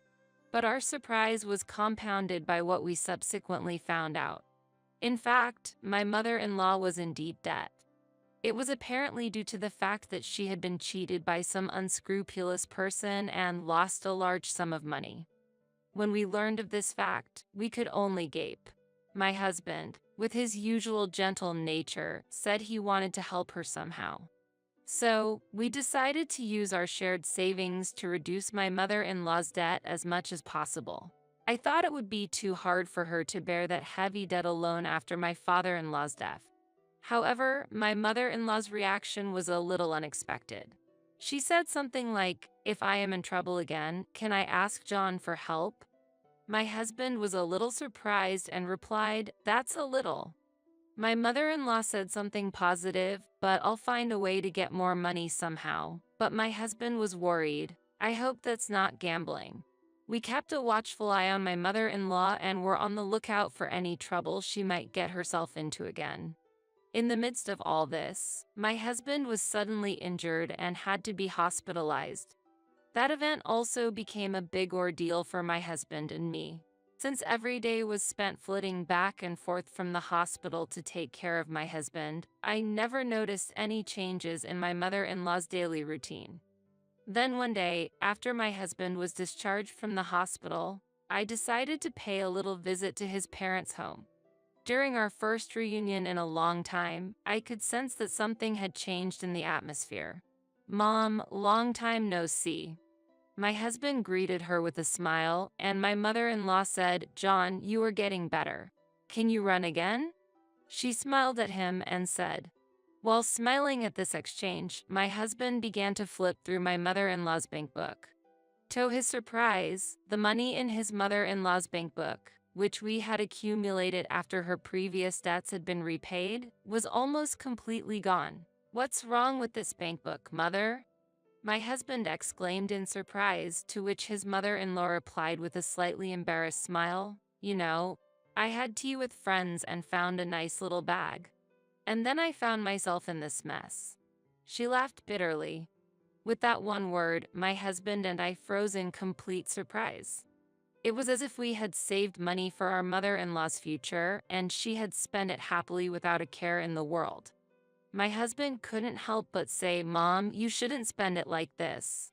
Do you know how much we put our hearts into giving you money for your future?" He said something like that. Seeing my mother-in-law's remorse, we became truly concerned about her future. We suggested that she move in with us to support her life closer to us. When we broached the subject, my mother-in-law's eyes lit up with joy, and she gave up her house and moved into our apartment. Our new shared life together began, and my mother-in-law seemed to enjoy every day of it. The three of us laughed and talked around the table at every meal, and my mother-in-law volunteered to help with the housework, which made life surprisingly easy for both of us. Her upbeat mood was infectious, and our days became brighter and warmer. I said, "Mom, what would you like for lunch today?" I think I'll have udon." "That sounds good." Since I was working remotely, I was in a position to monitor how my mother-in-law spent her money. Since my husband and I, provided her living expenses and my husband managed my mother-in-law's account, there was supposed to be no worry about her spending excessive money. However, we kept a close eye on her, worried that she might spend the money in some way. These days continued, and in no time at all, 6 months passed. One afternoon, while we were relaxing in the living room, the intercom rang. We wondered who it was, and when I answered, I found my sister-in-law, Melissa, standing there. I said, "Melissa, it's been a while. Is my mother there?" I was a little surprised to hear her ask such a question without even saying hello, but I showed her into the living room. "Mom, it's been a while." "Oh, Melissa, what brings you here?" "I just wanted to see your face once in a while." "Thanks, I'm glad you're here. How are you?" "Of course. I'm fine. John is with me." "So, do you want to go to lunch with me?" "Sure, let's go." Melissa must have taken my mother-in-law to a restaurant or something. We decided to wait at home. When they came home in the evening, we looked at them and their faces changed. Then Melissa said, "Emma, you are tormenting my mother, aren't you?" I was surprised and could not understand what she was saying. My mother-in-law also looked at me sternly. My husband said, "What are you talking about? There is no way Emma would do such a thing." He immediately took my side, but Melissa would not budge. "John is being deceived too. Mom says she can't go outside and she hears Emma is saying things inside the house." We could only be amazed. Indeed, there were times when my mother-in-law would ask to go shopping and we would refuse because she would waste money. Also, my mom said you were taking her money. I had to admit that this statement surprised me. Did my mother-in-law think so, or did Melissa blow it that way? In any case, it seemed that Melissa and my mother-in-law had joined together in accusing me. "Now, what do you want from me?" I was about to feel like I was bewitched by a fox. What on earth did they want to tell me? I wondered if they just wanted to say something to me. At that moment, my sister-in-law said something I never thought she would say. She said, "I want you to leave our house. I feel like my mother can't really live happily with you. Because I can't believe you treat my mother-in-law so coldly." Her face clouded over. My mother-in-law looked as if she wanted to say something and turned to me. "If you were gone, I would be able to relax and enjoy my time with John and Melissa." I was surprised by her words, but I could not say anything. In fact, they did not know that I had previously paid off her debts for my mother-in-law by cutting into my savings. Looking back, I probably should have made it clear to them at the time that I had not taken it out as our marital savings, but as my own. When I looked at my husband's face, he looked very angry. His hands were clenched and his body was shaking a little. Melissa said, "My mother and I are going to live here together from now on. So, I want you to leave," my sister-in-law said again. Taking a deep breath for a moment, I answered my sister-in-law, "I understand, but I won't get involved in what happens next." After that exchange, my husband and I decided to leave the house. And on the day we moved out, they were surprised to discover one truth. "Looks like you've made arrangements to move out right away after all." "Yes, I have something to tell Melissa." "Yes, what is it?" My husband chuckled and said, "Actually, I'm getting older and I was thinking that I should put the house in Melissa's name." My sister-in-law's eyes sparkled, and she said, "Really? It's going to be my house?" she said excitedly. My husband quietly produced the documents for the change of name and said, "As long as you sign here, that's all right." My sister-in-law happily said, "I can't believe I have my own apartment," and signed it. My husband and I looked at each other stealthily and exchanged smiles at the success of our plan. "Well, it's time to start getting ready to leave." "What, John? Are you really leaving?" "Yes, I've decided to leave too." "Oh, even John is leaving? Do you really have to leave with Emma?" "If I'm not with Emma, I don't feel comfortable either. It's normal for married couples to be together." "I knew you would say that, but then what are we going to do about future house expenses and stuff?" "That's something you'll have to devise and pay for on your own." "Wait a minute. I quit my job because I believed you would support me, okay?" My husband and I could not hide our surprise at my sister-in-law's sudden statement. "If you keep this up, you're going to get me and our mother into a lot of trouble." "That's fine if you can devise a way to live on your own. You have our mother's pension, and if you save a little, you can manage." "Yes, and if you add my pension to that, we can manage. Since you're going to live here, we need to be creative about it." My sister-in-law looked a little satisfied with my mother-in-law's kind words. "Indeed. It's my new home. If I save a little money, I should be able to get by." However, my husband and I laughed inwardly at my sister-in-law saying such a thing, not knowing that the property was a rental. About that time, the movers arrived. We welcomed them and began to move more and more stuff out. My sister-in-law and mother-in-law rolled their eyes at the sight. "What are you doing?" "Getting ready to move out." "Are you taking everything?" "Of course. We bought all this stuff." "Do I have to buy everything new?" "That's right. I wish you had known that and acted accordingly." "Well, we better get going." My husband smiled and said, and we left the house. My mother-in-law and sister-in-law froze in amazement for a while. After a while, my sister-in-law called my husband's cell phone. She said, "Hey, John, what's with the rent bill all of a sudden?" I was a little mistaken. "Could it be that I am not the owner of this house?" "Who told you about that?" "Well, I'm actually renting this house. The document you signed at that time, which was the rental agreement. So, it's only natural that you should be charged for the rent." "Seriously? I didn't know that at all." "It's where you live, so you have to pay the rent. But my salary is not that much compared to you. You may laugh, but Emma actually makes more money than I do." "Oh, no. It's true. She is working hard at a remote company that pays pretty well. That's why we were able to live so comfortably in that apartment." My sister-in-law was so surprised that she was speechless for a while. Next, I heard my mother-in-law's worried voice. "We're so sorry," she said. "I'm really sorry. Could you please reconsider and come back?" My husband responded gently but firmly. "Thank you, Mother, but it's hard for me to go back because of your attitude toward Emma. She is the most important to me. Please take care of the rest." "You will take care of it." After that exchange, I heard various rumors. My sister-in-law and mother-in-law had apparently been forced to look for an apartment after getting tripped up on rent payments. They are now trying to make do in a small apartment that is barely big enough for the two of them to live in, but it is said that they are having financial problems and occasional fights. They are also concerned about the neighbors' eyes on them. John and I have started a new life in our new house.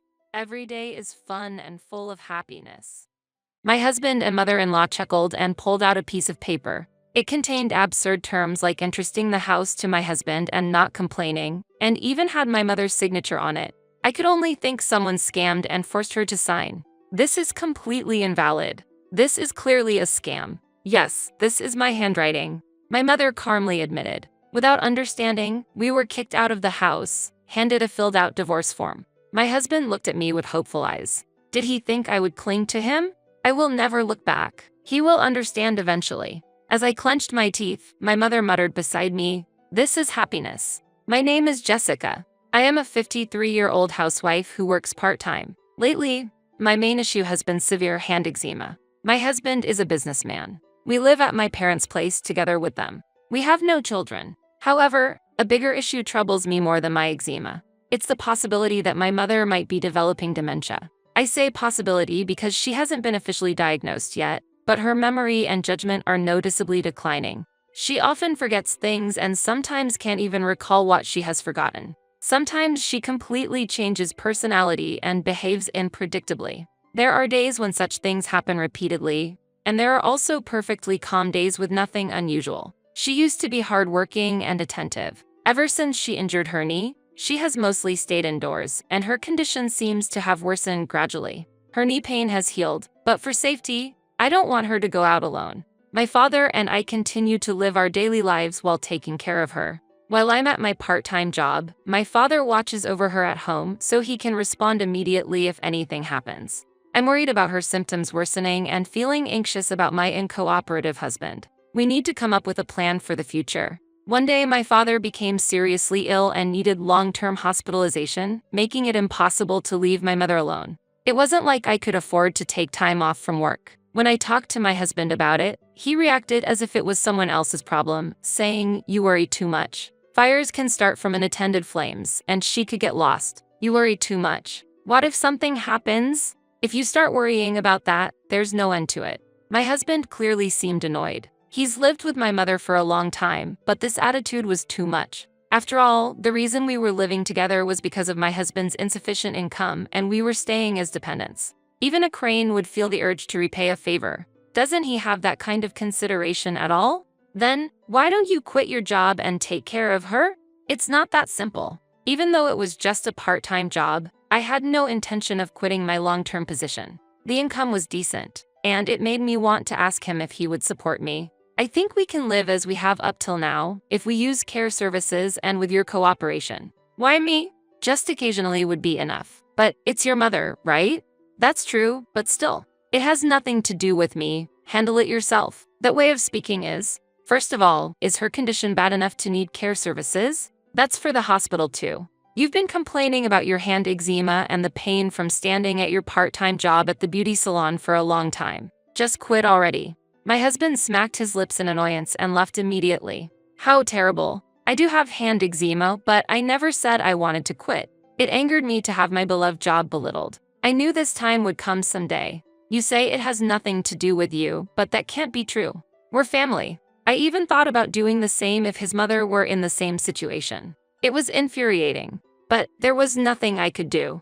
I was able to be flexible because I worked part-time. It's still a long way from now, but when my mother will be in need of help with changing clothes or bathing, she will likely resist. If I quit being a hairstylist at this age, returning to the field will be difficult. Trends and chemicals constantly change, making it hard to keep up. I even have clients who specifically request me. But there are many other hairstylists, yet only I can take care of my mother. Feeling down won't change the situation. I must stay positive and keep moving. Once my father is discharged from the hospital, we should be able to return to our previous life. And to do so, I will have my mother thoroughly examined at the hospital, have a serious talk with my husband, apply for caregiving services, and plan for the future. I really don't want to quit my job. I plan to ask for some time off for a while. A few days after making that decision, my father, who had been hospitalized, suddenly passed away. I couldn't believe it. When a relative dies, there's no time, not even for mourning. Preparations for the funeral and numerous procedures are needed one after another. My mother was devastated, sometimes looking dazed like a child and occasionally bursting into tears, unable to control her emotions. Dressed in mourning clothes, my mother seemed transformed, fulfilling her role as the chief mourner with dignity.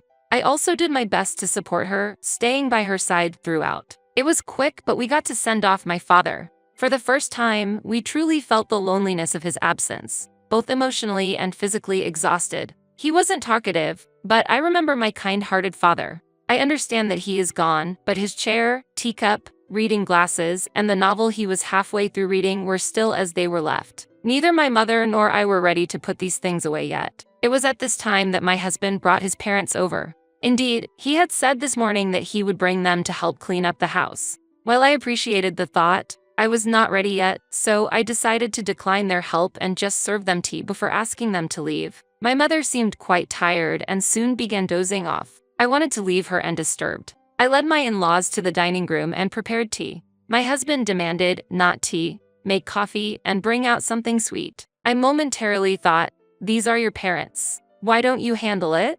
But harboring resentment for long is pointless. I've decided to live positively. Let's call a service to dispose of the large items quickly. Let's do that, said my mother-in-law and husband. I wish they wouldn't decide everything on their own. I'm sorry, but I'm not ready to clean up yet. What? My mother-in-law was surprised. Let's postpone it for a little while longer. What? My mother and I are emotionally not ready yet. When I explained this, my mother-in-law looked doubtful and argued, that's troublesome. We can't do that. I couldn't understand why it would be troublesome for her. I looked at my husband for his reaction, but he avoided my gaze. The house has already been passed on to the eldest son and his wife. The renovations are about to start soon. And what about where we will go? I'm sorry, I don't quite understand what you mean. Suddenly, my husband declared, from now on, I'll live here with my parents. What are you talking about? Everything has already been decided. What? But this is my home. I was bewildered, and my husband wouldn't look me in the eyes. Jessica, didn't you know? My mother-in-law joined as if it were obvious. I did tell you. You probably forgot because you were busy with the funeral, my husband stated calmly. There's no way I would miss hearing such an important information, no matter how busy I was. I have no idea what you are talking about, and you can't do this without my consent. Your consent isn't needed anymore. It's already resolved. What do you mean? I've already settled it with your mother. I felt as if cold water had been splashed on me. When did such a discussion even happen? Could it be that they decided this while my mother was out of her senses? This can't be allowed. I stood there, stunned. My mother-in-law addressed my husband. You know, someone who has quit their job and does nothing, and an old person who needs lots of care can be a handful, right? My husband nodded in agreement. That's right. That's why you two need to leave this house, and preferably soon. I was too shocked by her words to even respond. Someone who does nothing and an old person who needs lots of care? Is she referring to my mother and me? Why do we have to leave? This is my parents' house. Please take that back. Oh, Jessica, don't make such a scary face. I am still working, and I'm not being dependent. My mother does not have dementia. That's completely false. I cannot tell lies, haha.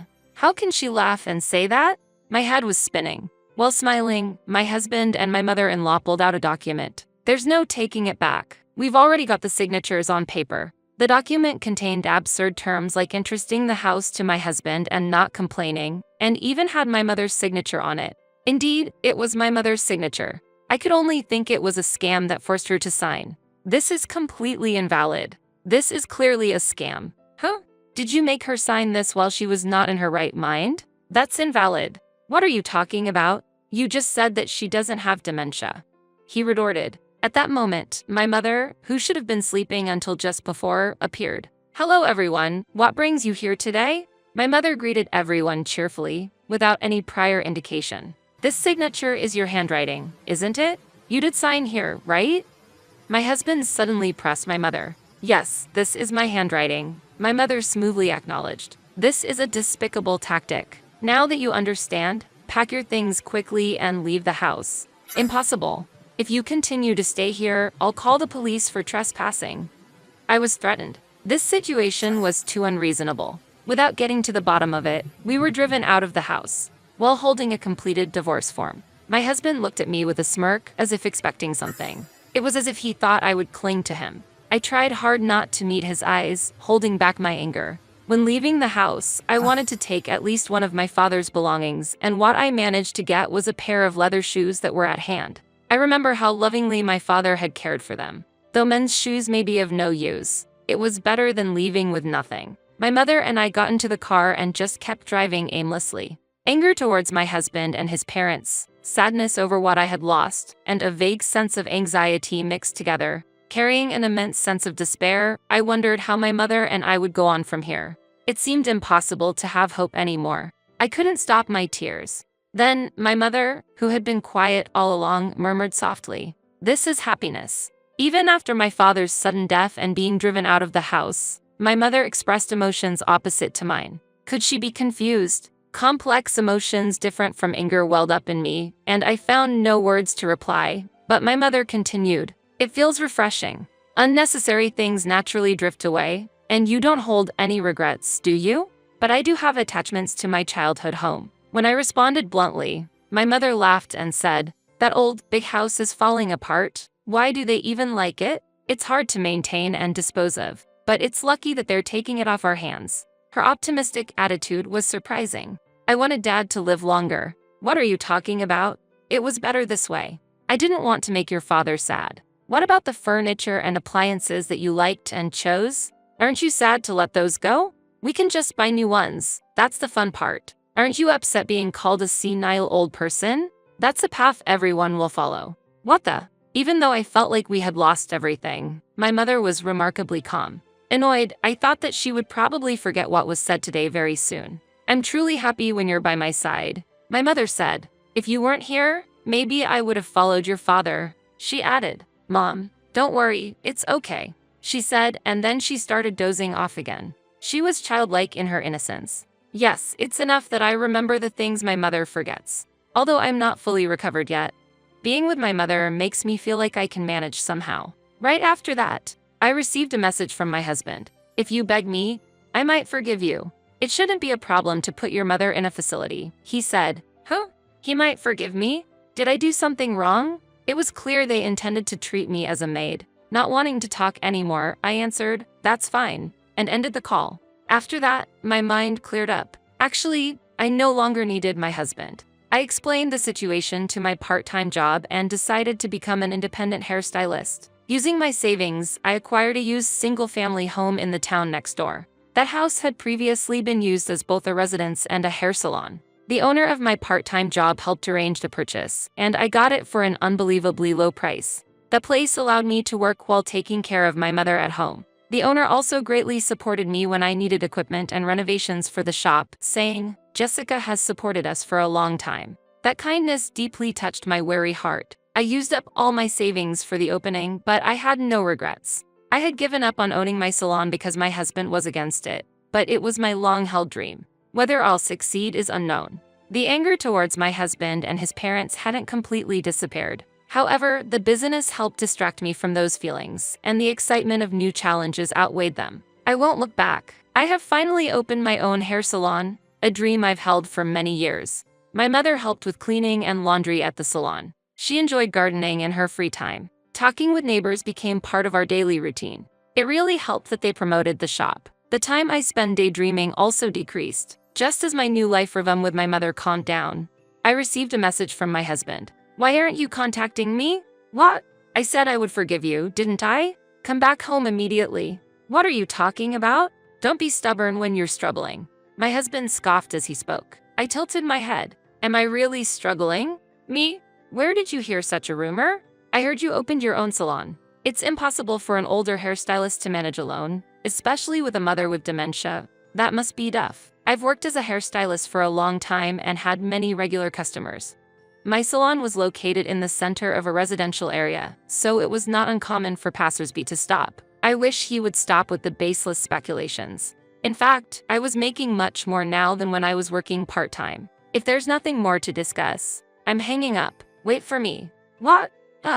I want to return your father's belongings, so could you come to the house?" "What?" "The belongings of my father that I could hardly take with me." My mother had said, memories are enough, so I had given up, but if there was still something left, I indeed wanted to keep it. I left my mother with a neighbor and headed to my childhood home for the first time in a while. At that moment, I had forgotten how terrible my husband had been and was even feeling thankful for some reason. The scene at the entrance of my childhood home was bizarre, with unnecessary cardboard boxes piled up and mud and dead leaves left as they were. I was surprised to see the house so dirty, and my ex-husband came out from inside. "Hey, long time no see. I'm short on time. Please hand over the belongings quickly. Come in and take them." It had been a long time since I returned to my childhood home, and it was so dirty that I hesitated to even take off my shoes. It's troublesome with things scattered around. Mom can't clean it up. In the previous residence, the wife of the eldest son was in charge of cleaning. While he complained, I wondered why he wouldn't clean up himself. He was still a person lacking compassion. But that was irrelevant to me now. I no longer had any attachment to a residence ravaged by others. What used to be the living room had now become my husband's sleeping area. It was quite messy, with remnants of snacks and drinks scattered about, and an unpleasant smell lingered. It made me not even want to breathe. "This is filthy." I said it without thinking, and my husband responded, "Right? That's why you should come and clean." Suddenly he said something absurd. "Really? If you had apologized earlier, it wouldn't have gotten this bad." "What? For $15 per hour, you could clean up. It's a good deal, you'd make some money too." The smiling face of my ex-husband was right in front of me. Yes, he thought I was struggling with money. It didn't seem worth arguing, and I wanted to get away quickly. "I refuse. Please hand over my father's belongings now." That. It seems my mother accidentally threw them away. So that's what was going on. I wasn't exactly suspecting a lie, but it was a gamble. And indeed, it was disappointing. Disappointing. But this made my decision clear. I had nothing more to expect from this residence or my husband. As I was about to leave, my husband blocked the way. "How annoying. Please move." "Wait, don't be mad. It's okay for you to come back, just you." "What? Really? You're such a bother. You should have just complied." "Listen, this is your last chance." "I don't understand. What are you dissatisfied with? If you need a maid, you should hire someone else." "Hey, don't get ahead of yourself. What can a part-time worker do?" I felt insulted. It was ridiculous. Had he forgotten? I worked part-time because he disliked it. He didn't like it when my income increased. I supported him so he could focus on his career, but now I was fed up with being looked down upon as just a part-time worker. "You're in the way." "What?" I said, "You're in the way. You can't do anything with your meager salary." "What?"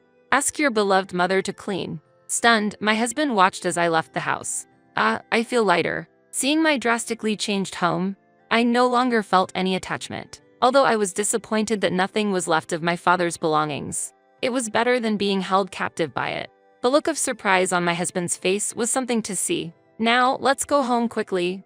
My mother is waiting." Later, I received a job offer from the owner of the beauty salon where I used to work. It was for a mobile beautician role, providing home visit services for clients who need care and can't make it to the salon. I registered with the local government and visited homes upon requests from community residents. Sometimes, work was also required at care facilities. There are hairstylists who specialize in this service. Since I also had repeat customers at my own salon, taking on this job once a week would be manageable. However, I had a mother who I couldn't leave alone. Lately, she's been well, but she didn't like going out often. "Why not? I'll come with you and help out," my mother suggested when I was pondering. I usually thought of an assistant as an apprentice hairstylist, but this was an eye-opening idea. "That's right. We could go out together." The doctor said the same thing. Actively interacting with society and living an active life is optimal for preventing dementia. It's important not to just worry, but to try things out. So, I decided to take on this job a few times a week. While at clients' homes, my mother helped with tidying up and served as a conversation partner for the clients, greatly aiding as an assistant. She was active and attentive, just like she used to be. No more absent-mindedness. Then, one day, my husband showed up at the salon. "What did you come for?" While it was inevitable that the location of my shop got known, would he intentionally come to show malice? When will he stop being a nuisance? As if to protect my mother, I hid her behind me and held my phone ready to dial 911 to call the police. Could you give me a shampoo and cut? Don't fool around." "What do you want?" "You see, I received an eviction notice from the real estate agent." "What? You sold that land and house, didn't you?" "I can't think of any such thing." "What do you mean?" "They thought it was an abandoned house and sent a cleaning crew. This is no joke." So that was it. It was my mother's doing. My mother had let go of the family home. Or had the change of ownership she mentioned before been completed? Wait a minute. The only thing my mother signed was that suspicious contract. Did you think that homemade documents settled everything? I thought you were incompetent. But not to this extent. I'm at a loss for words. Give it back. That's my house. And it seems the demolition has already started. I don't know anything about that. Are you going to kick my elderly parents out of their home?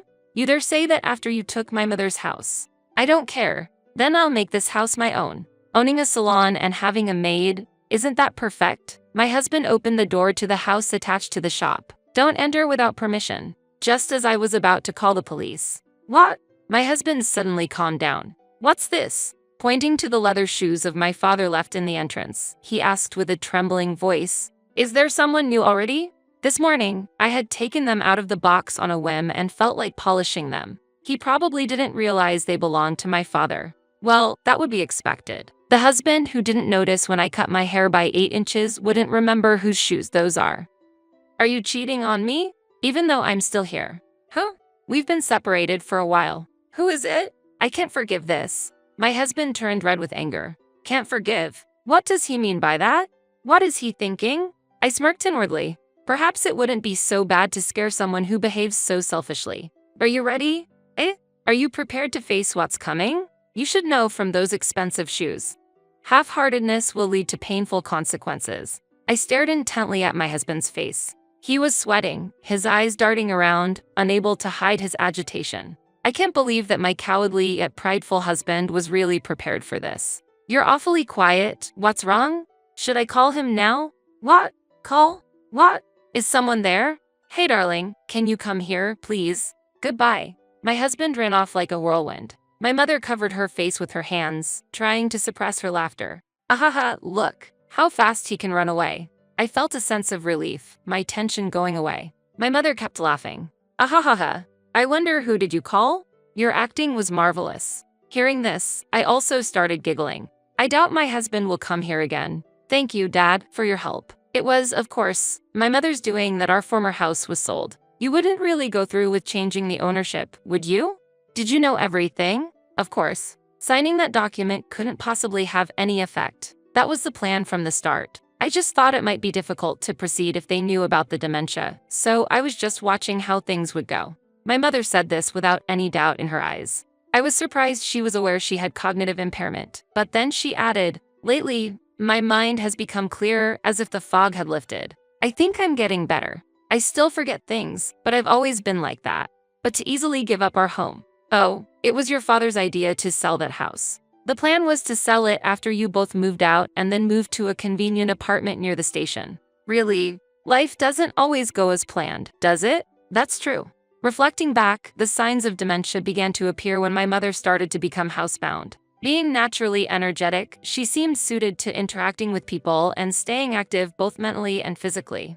I hope she continues to stay healthy.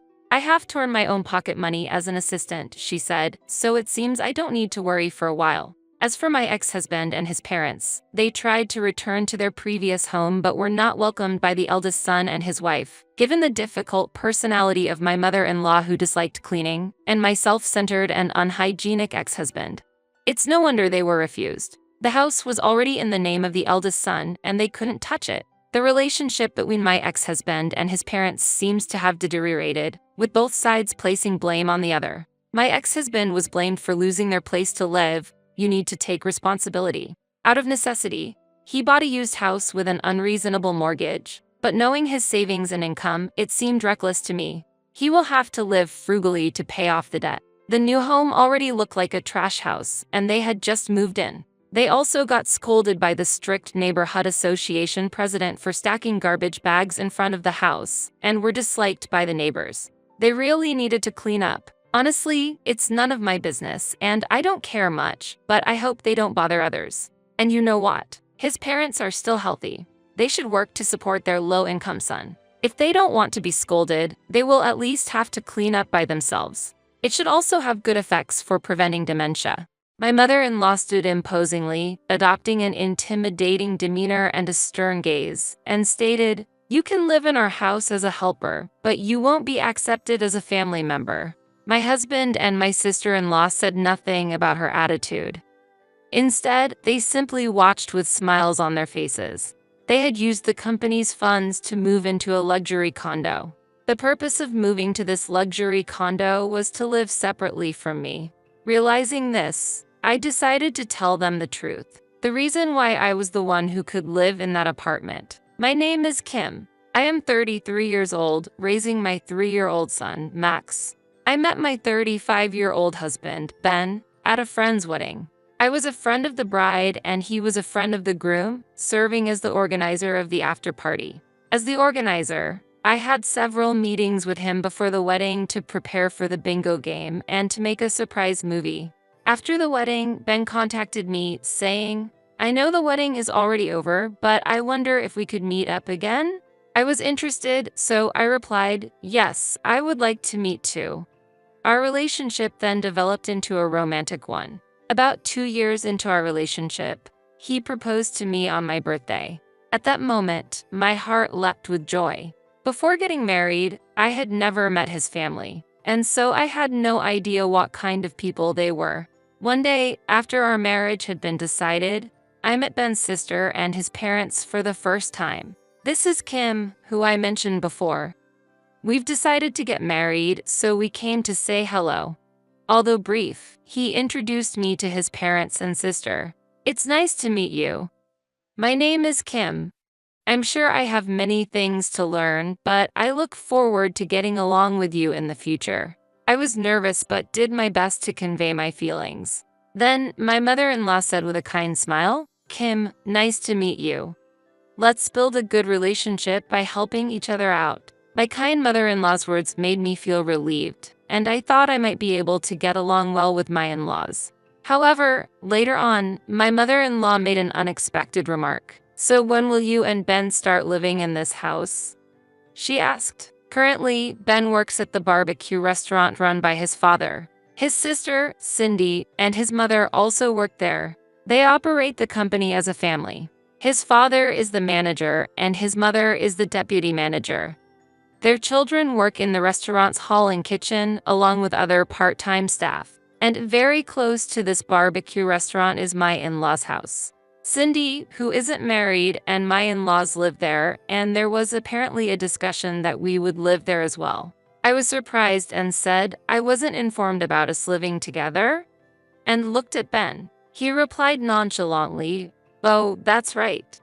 I suppose I didn't tell you. I was planning to move next month."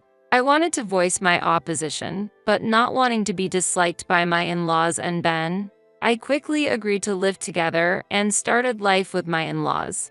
As we were living together, I had to quit my previous job, and while looking for a new job, my father-in-law invited me to work at the family-run barbecue restaurant. One day, when the restaurant was quiet and we decided to close early, the family gathered for a meal. They suggested, Kim, since we finished early today, let's all have dinner together. Of course, you'll be the one cooking, right? I asked. Wait, you mean I'll be cooking for 5 people by myself? Although I was a little taken aback, I didn't turn them down and began cooking diligently. When mealtime came, I served pumpkin stew, fried chicken, soup, and salad at the dining table. However, my father-in-law frowned upon seeing the dishes and muttered, "Are you expecting an old man to eat fried chicken? It's heavy on the stomach." Following that, Ben also said, "Actually, I don't really like pumpkin." Cindy added, "The taste seems a bit bland, maybe?" The family continued their critiques. I apologized hurriedly. "I'm sorry, I should have thought more. I'll improve next time." But then, my mother-in-law added insult to injury, "Kim, the food is bland and the menu is terrible." She then sought agreement from the family with a laugh. "My cooking is better, right?" The rest of the family, excluding me, began to praise her. "Yeah, Mom's cooking is the best. I can eat pumpkin if Mom makes it. Mom's seasoning is always perfect." Despite my efforts to quickly prepare a meal for 5, I was neither complimented nor thanked, unlike my mother-in-law, which made me want to cry. Meanwhile, my mother-in-law looked pleased to hear these words. Then, one day, while I was serving customers at the barbecue restaurant as usual, a loud noise came from the kitchen, followed by my mother-in-law's scream. Hearing her scream, Ben and I rushed to the kitchen and found my father-in-law collapsed and unconscious. We closed the restaurant quickly and headed to the hospital, but my father-in-law passed away unexpectedly. He had suffered a heart attack. After my father-in-law's sudden death, my mother-in-law's health deteriorated rapidly. She retired from work, following advice from Ben and Cindy. "I'll be leaving it all up to you. Kim, can you take over my job?" she asked me, and I assumed her role. My husband, Ben, became the manager of the barbecue restaurant, replacing his father, and Cindy was appointed as the deputy manager. A year after my father-in-law's death, I successfully gave birth to a baby boy. I named him Max. Facing a tough economic period, I focused more on work, but the number of our customers had been decreasing. Cindy asked with concern. Ben, don't you think our customers have gone down recently? Yes, it's probably a slow period now. No worries, we're managing it. Ben confidently reassured her. Hearing Ben's words, Cindy smiled happily. You're right. Just as you said, brother, we have nothing to fear. I couldn't understand their baseless confidence, but I kept quiet. However, the number of customers did not increase, and the part-time staff left one by one, leaving only the family to run the restaurant. Seeing Ben and Cindy with their confidence, I felt anxious. There used to be around 40 customers at lunchtime and about 60 in the evening, but recently, this number had been cut in half. While having a meal with the family, I suggested to Ben, as Cindy said, I feel like our sales have been dropping lately. Since Max is here too, should I start distributing flyers or do some promotion? However, Ben harshly scolded me. It's impossible for you to get involved in management. Don't do anything unnecessary. My mother-in-law also looked at me coldly and said, Kim, you know nothing about business. Are you planning to interfere in our management? Cindy joined in and also spoke her mind. Maybe there's a problem with Kim's customer service. Come to think of it, I feel like sales have dropped since Kim started handling them.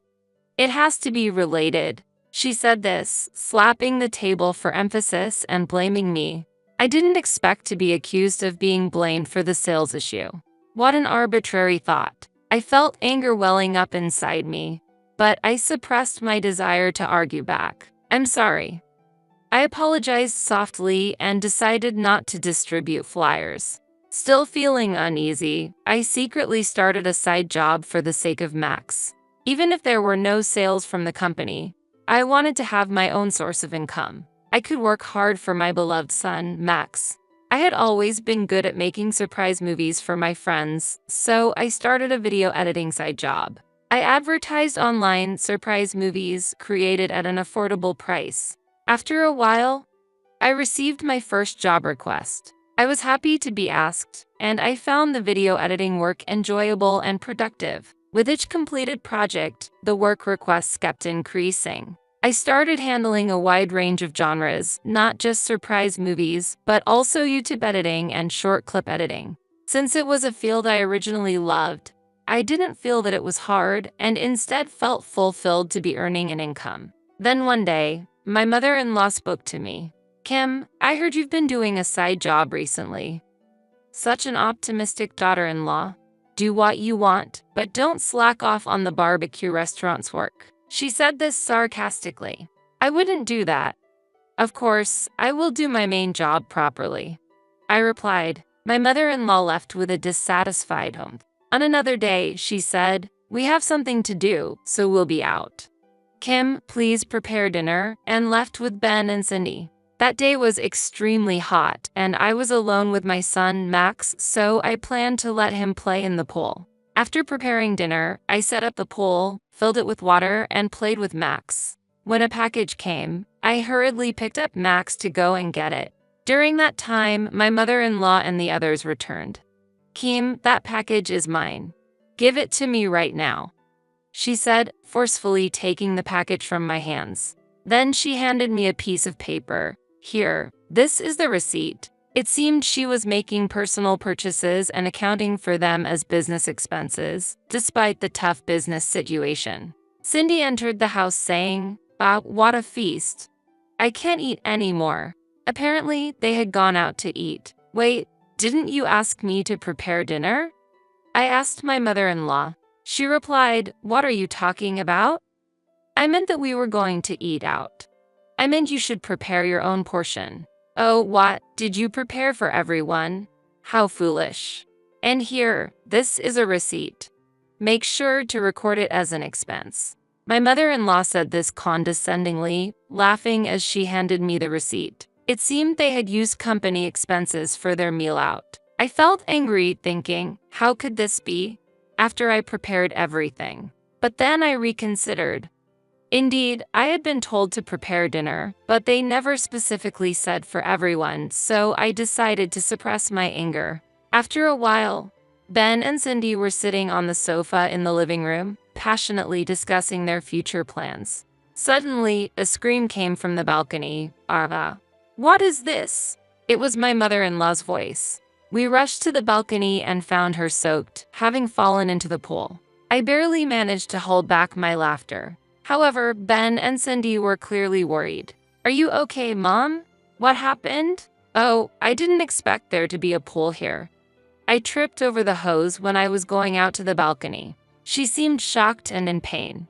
At that moment, Ben and Cindy glared at me, scolding. Kim, why didn't you clean up the pool?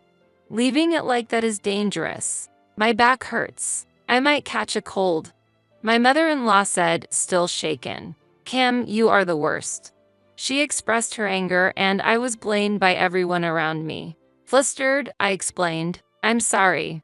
I was letting Max play in the pool. And then the delivery arrived.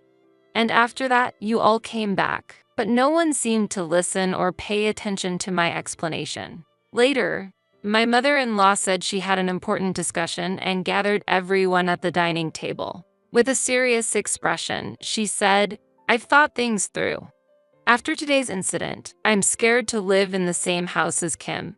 She said this dramatically with tears in her eyes, looking down. Surprised, I exclaimed, What? Scared of what? I think today's incident was a trap set by Kim intentionally.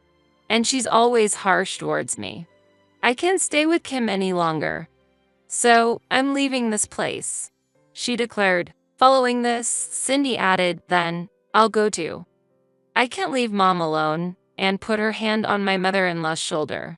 Confused, I felt relieved inside, thinking that finally, life with just Ben, Max, and me would begin. However, Ben made a shocking statement. Then, I'll go too. I'll live with Mom and Cindy, he declared. Wait, what about our son? Why are you doing this? I was surprised and grabbed his arm, but he shook me off forcefully. Blaming me, he said, it's because you cause problems. Mom is in trouble. From now on, we'll live as a family of 3. You stay with Max. I'll come to visit him. My mother-in-law, with tears in her eyes, said, I didn't know my son and daughter were so kind. And hugged them both. She then turned to me with a mocking smile. Her true intentions became clear, and my anger only grew. During my absence, it seems that the family's discussion continued. I heard that my mother-in-law, who doesn't understand business or money matters, used the company's funds to contract a luxury condo. I wondered, why a luxury condo when sales are falling? But since I was already separated from them, I said nothing. It was no longer my concern. 2 weeks after they moved into the luxury condo, I heard that the shop's food supplies were mistakenly delivered to their house, so I went to pick them up. Now that you're here, why don't you take a look at our new home? It's really wonderful. My mother-in-law invited me in, and I toured the condo. It was a lovely condo with a spacious balcony, great view, and conveniently connected to the station. There, my mother-in-law said with a sense of superiority, Kim, you must want to live here too, right? If it's as a helper, I don't mind letting you stay. Ben and Cindy didn't say anything but just laughed and looked at me. My patience had reached its limit. It's a joke. I can't live with these people anymore. My mother-in-law's remark was the final straw. Don't worry, I have decided to get a divorce, I declared to her. She was shocked. What? Ben and Cindy rushed over. Ben, Kim is saying she wants a divorce. What's this about? My mother-in-law was confused. Why a divorce? Ben exclaimed in dismay. I calmly said, I can't see a future with you and your family. Ben, you don't love me, you only love your mother, right? Ben replied, what do you mean? Of course, I love my mom. I was astonished by his response. Well, anyway, I'm getting a divorce. Oh, and just to let you know about Ben and Cindy's salaries. I said indifferently, Ben earns $400 a month, while Cindy gets $300. Ben and Cindy and my mother-in-law were shocked and trembled in surprise. That can't be. It must be a mistake. My mother-in-law denied it vehemently. I calmly explained, showing them the sales records and their salary details. You realize that the number of customers has decreased significantly recently, right? There were months with hardly any customers at all. Did you still think you were earning enough, like when your father was here? I asked with a smile. But we can still pay the rent for this luxury condo. My mother-in-law exclaimed angrily. No, you think you have that money because I was putting the income from my side job into the company. It has nothing to do with your management. I replied calmly. I had achieved great success with my video editing side job and had been paying the $8,000 rent for the luxury condo with that income. My mother-in-law teared up, only $700 a month with the both of them. Truly shocked. I was curious why sales had dropped so much and did some research. Then I found this. I said, showing my smartphone screen. It displayed negative reviews of the barbecue restaurant run by Ben and Cindy. The meat at this barbecue restaurant is bad and tough. The glasses are dirty. Are they even washed properly? You can constantly hear talking from the kitchen. It's uncomfortable. I'm concerned about the manager's appearance and the smell of cigars. The hall staff's hygiene is poor. All were bad reviews, accompanied by photos spread on Twitter, Instagram, and TikTok. Cindy, as a hall staff member, your long nails are a problem. And your cleaning is too sloppy. Such carelessness, coupled with your clinginess to family, and being mean to your brother's wife, makes you unattractive. It suits you to be alone. Is that why you're unmarried? I pointed things out to my sister-in-law. I said what I needed to say directly. Cindy trembled with anger and glared at me. Then she started complaining to Ben. It's all your fault, Ben. I told you not to change the meat types. That's why everyone is complaining about it being tough. Ben didn't stay quiet either, and the two of them started arguing loudly. My mother-in-law tried to calm them down, but they began to vent their frustrations on each other. I won't be involved with you anymore. I also have no intention of giving you any of the money I earned. Enjoy living on your $700 monthly income, I said, and left the house. When I returned to my parents' house with my son, Max, my parents were surprised by our sudden arrival. After hearing about everything that had happened, they said, "You endured a lot," and welcomed our stay. I sent the divorce papers to Ben, and our divorce was quickly finalized. Afterwards, my mother-in-law and her children couldn't pay the high rent and had to leave the luxury condo. Furthermore, the reputation of the barbecue restaurant worsened, and eventually, it closed down. Now, Ben and Cindy, both over 30, are unemployed, working various part-time jobs. My mother-in-law is also working a part-time job, cleaning, and all three are trying their best. The once close-knit family is now blaming each other. The barbecue restaurant failed because of you, Ben. The divorce is Mom's fault. Dad's shop was ruined because of the two of you. They argue every day. I thought to myself, they got what they deserved. Meanwhile, I turned my video editing side job into my main career and expanded the business. Now, I'm invited as a lecturer to many schools and have become a notable entrepreneur in the media. My side job has become my main job, and every day is fulfilling. Currently, I live happily in a luxury condo in New York City with my beloved and precious son, Max. Kim, even though you are my son's wife, you're an outsider. Please do not attend my husband's funeral. That's right, you are unnecessary. I alone, as the eldest son, am enough to handle this. I was appalled by their selfishness and became speechless. Sometimes, ignorance is bliss, I murmured quietly, making sure the two of them couldn't hear me. I, Kim, am in my prime working years at 42. Since graduating from university, I have been employed at a certain company. Then, I accepted a marriage proposal from my university sweetheart, Joshua. I first met Joshua in my second year of university life. He was 2 years younger than me and joined the club I was a part of. Thanks to his vigorous pursuit, we started dating within a year of meeting. After that, our relationship went smoothly, and we had a wedding after he graduated from university. Since then, I have been dedicating myself to my job. That's because the company I work for was founded by my father-in-law. The kind yet dignified father-in-law built up a major corporation with his own hands, and I respected him greatly. I didn't realize Joshua was the son of a major company's CEO until we got married. This was because he lived alone in a worn-down apartment when he was in university and supported himself with part-time jobs.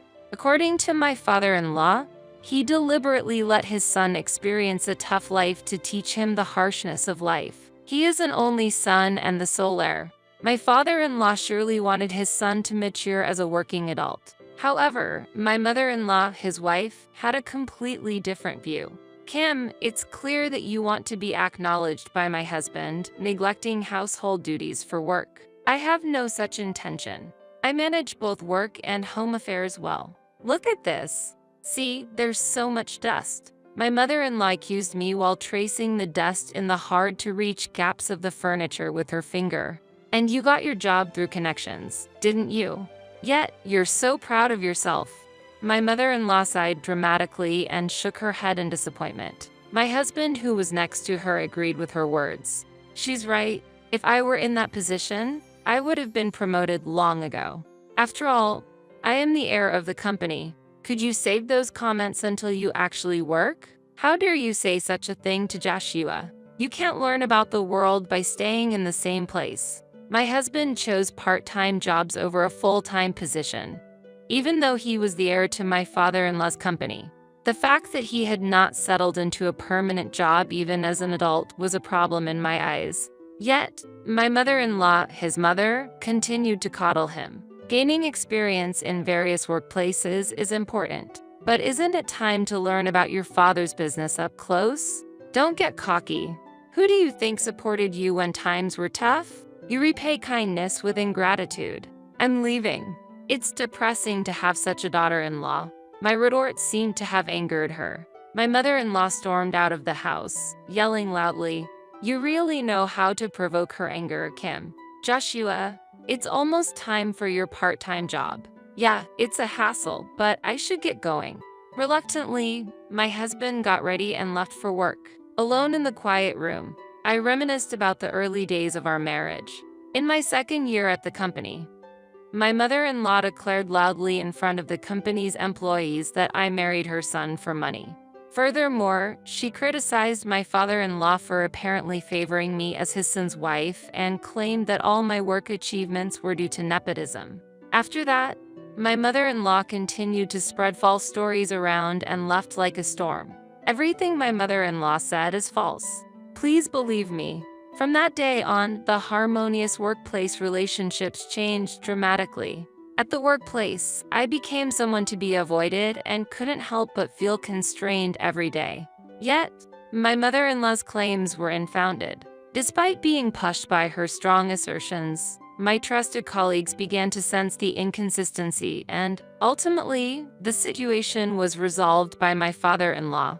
My past achievements helped regain the trust of my colleagues. Really, those times were tough. Lately, maybe because of my age, I started talking to myself more often. The support I hoped for from my husband, Joshua, was non-existent as he always sided with his mother. When we discussed the future, he boasted that there was no need for him to get a permanent job since he was to take over the business. I prepared dinner for such an unchangeable husband today as well. The next day, while I was at work as usual, a loud noise came from the CEO's office. Suspicious, I went to the CEO's office and witnessed my father-in-law clutching his chest in pain. Boss, are you all right? I rushed over and used the phone in his office to call an ambulance. I changed my plans on that day and informed my mother-in-law and Joshua through the secretary. If anything happens, please let me know, I told the employees as I heard the sound of the ambulance from afar. Following the rapid instructions of the emergency staff, I headed to the hospital. Father, please don't give up. The doctor will see you soon. My father-in-law barely survived after receiving swift treatment at the hospital, but the situation remained unstable. When it seemed like calm was restored, my mother-in-law and Joshua appeared in the hospital room and accused, "You were there. How could this happen? This is your fault. Unforgivable. How can you be so incompetent? What are you even good for? Do you understand what will happen if Dad doesn't regain consciousness?" They attacked me with words and even pushed me physically. Noticing the commotion, the nursing staff intervened to calm them down, but they were so distraught they resisted. Eventually, the two were escorted out of the hospital room. Their fading shouts quieted down. They seemed to have been sent home in their confusion. A few days later, sad news arrived. My father-in-law had passed away. When his body left the hospital and arrived home, my mother-in-law and Joshua immediately rushed to him. "Why did you go so suddenly?" "Dad, this must be a bad joke, right?" "Please say it is." They were in tears in their farewell to my father-in-law. I approached my mother-in-law and gently stroked her back. Then she said, "Kim, I am thankful." I was inwardly surprised by her gentle demeanor after being showered with terrible words all this time. "I'm sorry.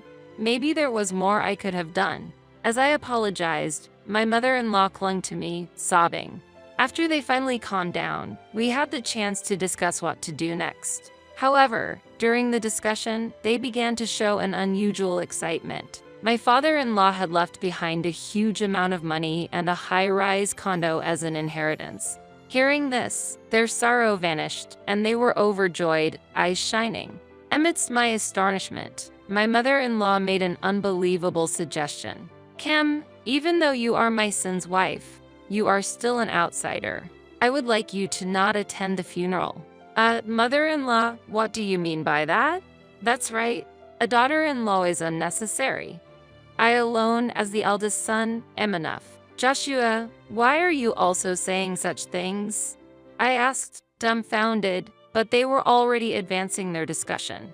"Perhaps it's time for you two to separate?" "Yeah, I've been fed up with you for a while, and the timing is good. Kim, let's get divorced." "Wait, we can't talk about divorce so suddenly, especially not under these circumstances." As I protested, my mother-in-law looked at me coldly. "Kim, I'm telling you now, I've never liked you from the start." "Yes, I'm aware of that. You're just after money, aren't you, Kim? That's why you got close to Joshua. I don't want to give someone like you any inheritance rights. Stop being involved as though you're a member of my husband's family." "Mother, I have denied that misunderstanding many times, haven't I? If it's about the property, aren't you and Joshua the ones fixated on it? Be quiet. You're such a shameless daughter-in-law." "Joshua, you've agreed to a divorce, right?" "Yeah, I'm fine with that." "Joshua, is that really how you feel? Aren't you just unable to contradict your mother?" "That's not it.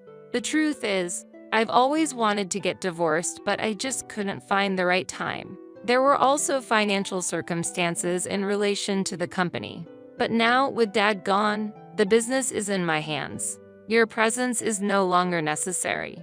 "No way." Seeing my disappointment, my husband and mother-in-law started laughing loudly, as if enjoying my sorrowful state. All my patience and effort seemed in vain, and I felt tears welling up. But I held back the tears and showed a dignified attitude. "I understand. Let's get divorced and I'll have nothing to do with your family from now on. I won't ask for anything from you." "Oh, you're more understanding than I thought." "Really? That's great." Ignoring my emotions, my husband and mother-in-law showed their happiness right before me. Sometimes, ignoring is bliss. I muttered this to myself, pitying them, making sure they couldn't hear me. 2 days later, my former father-in-law's funeral was held. According to the secretary who attended the wake, while the attendees expressed their condolences, only my ex-husband and former mother-in-law seemed somewhat unsettled. Their inappropriate behavior didn't seem to garner any sympathetic reactions from those around them. I heard the details of the funeral from the secretary and rushed to the venue. Upon arrival, my ex-husband and former mother-in-law were greeting the visitors. Their smiles confused many people, as they seemed out of place at a funeral of their own family member. This was especially true for my former mother-in-law, who was making inappropriate remarks such as, "Please take care of Joshua, the heir of the company." Although I was shocked, I went to the reception with the secretary and expressed my condolences. Hearing this, the two suddenly changed their expressions and reacted loudly. "Why are you here? You promised not to come to the funeral," they said. Surprised, I replied angrily, "That promise was as a family member. I came here as a representative of the company." I They were confused as I told them, "I will discuss the details when the will is revealed," and entered the venue. The funeral proceeded as planned, and I paid my respects to my former father-in-law. However, the two kept glaring at me during the funeral as if waiting for a chance. After the funeral service ended, we moved to another room for the reading of the will. With my ex-husband and former mother-in-law's eyes fixed on me, the reading of the will began. Here, I state the will of the deceased, $1 million, all rights to the high-rise condo, and the position of the next CEO are all entrusted to Kim. Please manage the property carefully as instructed by the secretary. It is also written in the document, and I want Kim to check it with utmost care. Joshua and Diane must leave the house and refrain from any contact with Kim and other relatives. This is my final wish. After the secretary finished reading the will, the two of them who were sitting across me were stunned, their mouths agape, unable to grasp reality. "Did you know that Dad had been suffering from a heart condition for some time?" I asked. "What are you talking about?" "I had no idea," replied my former mother-in-law. "Is that so?" "His medication had increased recently. The secretary and I knew, so we advised him not to overdo it. Don't lie. Even if that's true, it's irrelevant to you. Obviously, my son here is the next CEO. Even so, your brazenness amazes me. Furthermore, it's unacceptable that the secretary is the one announcing the will." Although his face was pale, I noticed my ex-husband, who was sitting next to my former mother-in-law, nodded in agreement as she continued to argue. "It is relevant, actually. Dad had prepared for unexpected events and made an official will. This can be viewed by the stakeholders to prevent any wrongdoing. It is more appropriate for the secretary, who was trusted and appointed by him, to read it, as advised by the town hall." "What is this official thing?"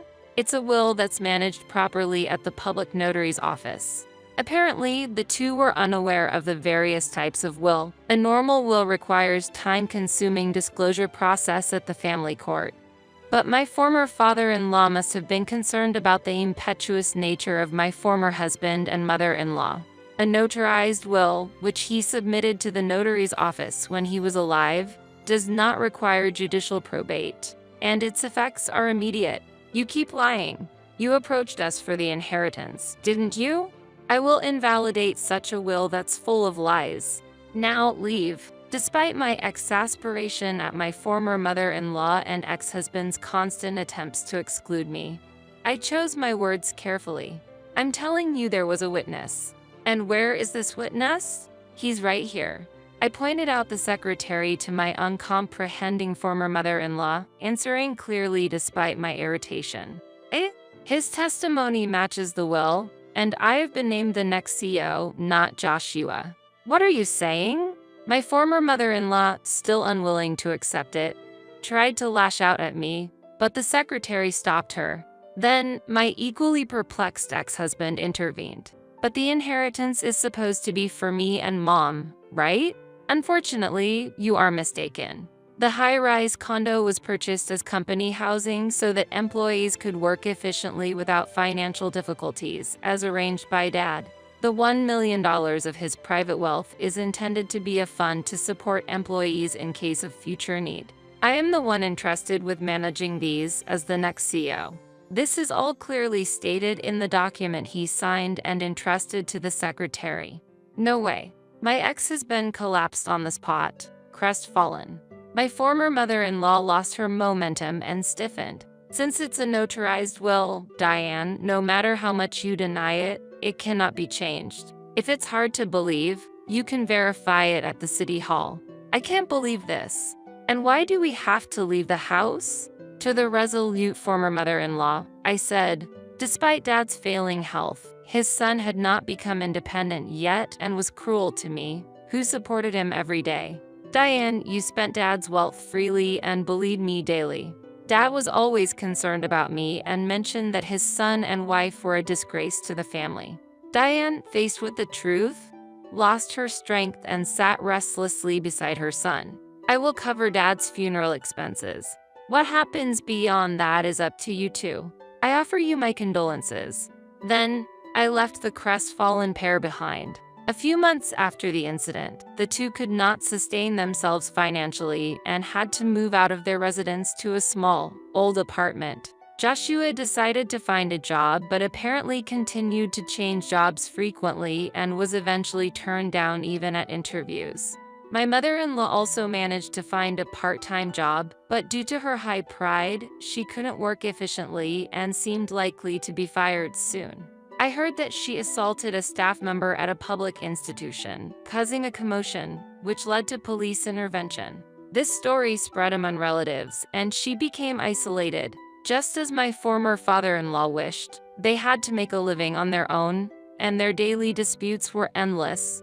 The secretary and I are concerned that their neighbors may call the police because of the noise. I was extremely busy for a while with the transitions at the company, but lately, I've finally regained my calm. I've achieved a life where I feel mentally and physically relaxed. While the duties of a CEO are not easy, the relief of finally being free from those two has eased my stress, and my skin seems to have improved. I intend to continue to protect and grow the company that my former father-in-law built. I am thoroughly satisfied with my current life. What's this? When I temporarily returned from a long-term business trip overseas, my husband Tyler let my mother and sister-in-law live in my high-rise apartment without permission. My mother-in-law didn't know anything, she said. You've been a really big help for paying rent all this time. I'm grateful. They say that ignorance is bliss, but it is also a kind of misfortune. What do you mean?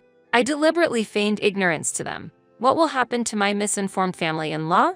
My name is Wendy, and I am a 36-year-old office worker. I was divorced, had no children, and was a full-time housewife at the time of my first marriage. I frequently quarreled with my ex-husband and eventually separated over many issues. I have no regrets about it. However, looking back, I feel that both sides needed to grow. I have already lost contact with my ex-husband and are now both leading new lives. As if to prove that, I remarried about 3 years ago. After my divorce, I got a job and met my current husband, Tyler, at the workplace. Tyler also happened to be a divorcee, and due to similarities, we hit it off well, which eventually developed into a romance and led to remarriage. There was a time when I thought I would never get married again after the divorce. I even thought that I was not suitable for marriage. But after meeting Tyler, I also came to feel that it is okay to pursue happiness. I seriously hoped that this one would have a happy ending. However, marriage was still difficult. We were supposed to have learned from each other's failed marriages, but it was difficult to remain patient. 6 months after our remarriage, our initially caring relationship with each other slowly began to deteriorate, and we no longer saw the desired behavior we had hoped for. The opponent's shortcomings became visible. When I remarried, I decided not to quit my job and continue working. In my first marriage, I was a stay-at-home wife, but this time I intended to keep my job. Tyler agreed, and we continued to work together. Although it was agreed that household chores would be shared, Tyler's participation in housework was limited at first. Gradually, he abandoned all housework because he was busy, and in the end, I took on most of the chores. When it came to cooking, I was mainly in charge of it. It's not that Tyler didn't know how to cook, but he was waiting for me to make things. After the divorce, he knew this, but when I took the initiative to help, he took it for granted. Tyler thought that if I was the one doing it, then he could cut corners. As a result, now he doesn't help with anything except for taking out the trash. I had hoped that one day he would be willing to help, but that was not the case at all. I didn't see the point in waiting, so I told him, I've been feeling a bit burdened lately. Do you have anything to say to that? When I asked, he looked up at the ceiling and was deep in thought, but the answer came quickly. Oh, I'm sorry, I'll do it properly next time, he said, but he didn't actually take action. I endured it for a while, but finally I couldn't stand it anymore. One day, I sat down with Tyler and I confided in him about my daily frustrations. Originally, we agreed to share the housework together, but in reality, I was the only one who was actually doing it. I didn't want to make things worse by complaining about the constant promises of doing it next time, but never actually doing so, but I took the plunge and decided to speak up. I hoped that Tyler would change. However, it seems that it was only my wish. Hearing my words, Tyler frowned and crossed his arms disapprovingly. If there's anything you want to talk about, just say it. Saying this, Tyler took a deep breath and squeezed out the words. Well, isn't it usually the responsibility of women to do household chores? What? I'm sorry, I want you to listen without being offended. But when my previous wife was also employed, I left the housework to her, so I naturally thought that you would be in charge. He also made a preamble before talking about something difficult, and I was a little offended by his words, because I felt that I was being compared to his previous wife. Now, the reason why Tyler divorced was somehow understandable. He may not have meant it, but he unknowingly said things that irritated the other person or behaved in a way that he didn't notice. It was unlikely that the dissatisfaction would increase all at once, but if accumulated gradually, anyone would have been angry. I also felt irritated like this, which may have been an unpleasant trait for men. Let's stay calm here. Much more modestly and gently than usual, I asked him to share the household chores again. Tyler also understood, so I decided to wait and see. However, human beings do not change so easily. Despite my request, within 2 weeks the situation had reversed. Busy, tired, and out of hand, enumerated useful excuses, and Tyler was escaping from household chores. At this rate, it was inevitable that an argument would begin. Shortly after remarrying, tension began to rise between us. I wondered if this was the reality of couples, and looked back on my first marriage. But Tyler wasn't the only one with difficulties. My mother-in-law was also a nuisance. When I remarried, I visited my mother-in-law for the initial greetings. At that time, very heavy words were thrown at me. Tyler thinks this is his last chance. Wendy, can you take care of him? The moment she squeezed my hand tightly and asked me so earnestly, I felt a great responsibility. At that time, I believed that I would be able to get along smoothly with Tyler, but I never imagined that the relationship would deteriorate so quickly. Just when I thought that I needed to correct the situation at all costs, something unexpected happened. That was a few months ago. At that time, the company was talking about a long-term business trip. When I received a proposal for a business trip and was wondering what to do, Tyler recommended that I go and gave me a boost. Important decisions were always made through discussion, so I felt reassured by his words. One day, when I returned home, I was confronted with Tyler's infidelity. Why? 3 years have passed since I remarried this year. A few days ago, I was planning to eat at a delicious Italian restaurant for our wedding anniversary, but I couldn't keep up with the sudden scene. Tyler seemed to be happy when he left the room with his cheating partner, but when they found me in the dark living room with the lights off, they both cried out in surprise. I'm home. Tyler, can we talk for a moment? Tyler and his partner looked at each other and nodded slightly, and he walked towards me. The cheating partner left the house in silence. Tyler, who stood in front of me, apologized profusely. I'm really sorry. What? I haven't heard anything yet. What does this mean? I asked him what he was apologizing for because he apologized first. Then he began to explain the details of the affair. His lover was a junior at work, and they often worked together late on projects he was in charge of. At first, it seems that it was intended to be a one-time thing, but it looks like they met many times and had an affair in the end. I recorded this conversation to avoid any discrepancies later on. I didn't expect him to confess so honestly, but I think he had no way out because he got caught in the act. I've pretty much figured out what's going on. I'm sorry, but I'm thinking of separating. Can you leave? What? What happened so suddenly? You know my mom is coming to visit, right? Of course I know, but I can't help it, right? It's urgent. At these words, Tyler's face stiffened and he turned his head. If it's my husband's house, I won't complain. However, this high-rise apartment was where I lived since before I remarried. In other words, it was not property of husband and wife. At that time, I decided to take a long-term business trip. It wasn't a change of pace, but I wanted to calm my mind by focusing on something else. I told Tyler to leave while I was on a business trip. He begged for the last time. Please, I'll take care of all the housework, so. I'm sorry, I'm not generous enough to tolerate infidelity. I just want some time to think about it, so I just want you to be grateful that I don't ask for a divorce right away. Tyler was speechless. After that, I went on a business trip. My mother and sister-in-law often visited. But what will happen when they find out the truth? It's hard to imagine, but they will probably contact me. After returning from a business trip, the opportunity to return home for a short period of time arose. However, there was no family waiting for me. My marriage to Tyler continued, but nothing had been decided about my future yet. I was hesitant to give our marriage another shot. I thought I had learned from my previous mistakes, but it ended up being a failure again, and this time due to cheating. This situation was worse than last time. Above all, I despised cheating. It was hard to forgive, and I was considering divorce myself. I was also aware that this would lead to a second divorce. I thought it might be a good idea to meet him at least once when I returned home, so I decided to contact Tyler after returning home. When I got home, I felt uncomfortable with the unnatural noise. Why was there so much noise? Tyler should have already left the house, but when I entered the house carefully. Oh, Wendy, it's been a long time. What are you here for? What's this? What is this situation? To my confusion, my mother-in-law said, now that you've accepted the divorce, have you calmed down? I couldn't grasp the meaning of her remarks. What did her words mean? At that time, my mother-in-law told me something unbelievable. I've heard that you cheated on Tyler and went to the other man. What? I thought you were caring because you were both remarried, but your actions were disappointing. Honestly, I was disappointed. Really?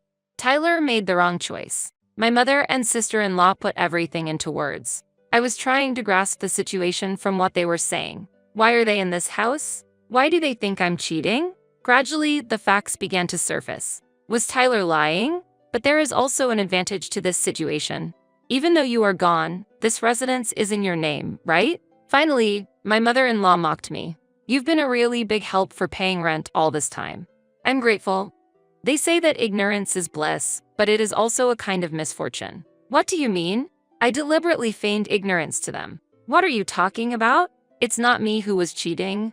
It was Tyler. I notified you about living apart, but what's wrong with that? They looked at me and stopped in amazement. Tyler was cheating? That's a lie, no? I interrupted my mother-in-law and said, has Tyler ever presented you with evidence that I am cheating?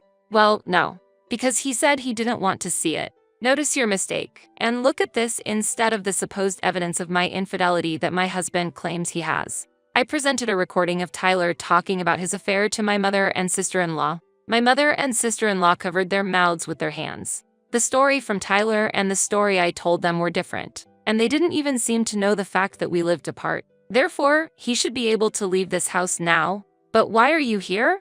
My mother-in-law responded to my question a little later. He didn't want to be alone because he was anxious, so he suggested that we live with him. I'm here because of the same reason. They seem to be quite free to act. I had no other choice. I immediately contacted a lawyer and made a request. I had already consulted a lawyer before the trip and was ready to make a request. I'm going to spend tonight somewhere else. Against my mother and sister-in-law, I decided to take a fairly clear position. Return to your original residence by tomorrow, or we will take appropriate legal action. I strongly told them. When they heard these words, their complexions immediately turned pale. The next day, the situation took a sudden turn, and Tyler suddenly contacted me. From the messages he sent me, there was a clear sense of impatience, and I could see that there was probably a lot of pressure from my mother and sister-in-law behind it. And the next day, when I met him as promised, his eyes were almost closed, and it was clear how mentally cornered he was. You look pretty tired. Did you have any trouble?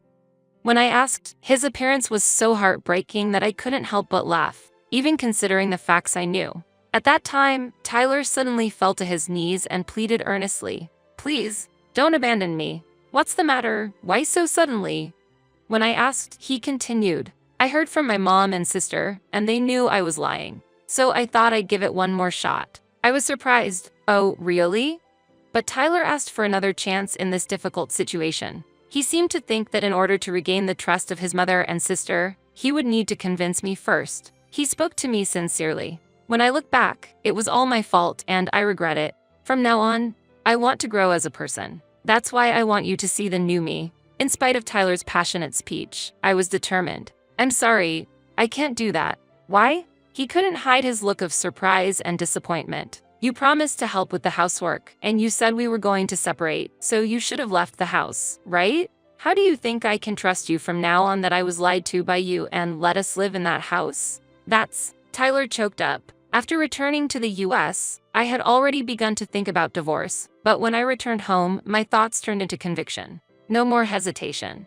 I've already hired a lawyer so that I can move on. Can you get in touch with them? And I've already told your mother to leave the house, so please leave as soon as possible. You're kidding.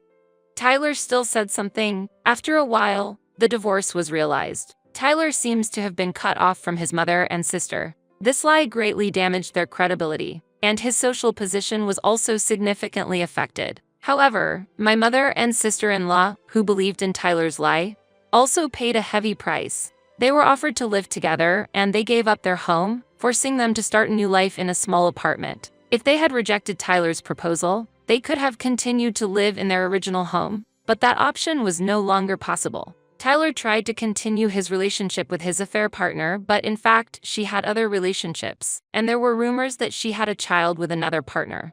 I heard that Tyler retired from the company because of the shock, and now he is living a life where he lines up at the casino in the morning and only his debts continue to increase. I was subsequently promoted at work. I still enjoy my work, and my efforts so far are paying off. For a while, I would like to have my work as my partner and make my life more enjoyable and enriching.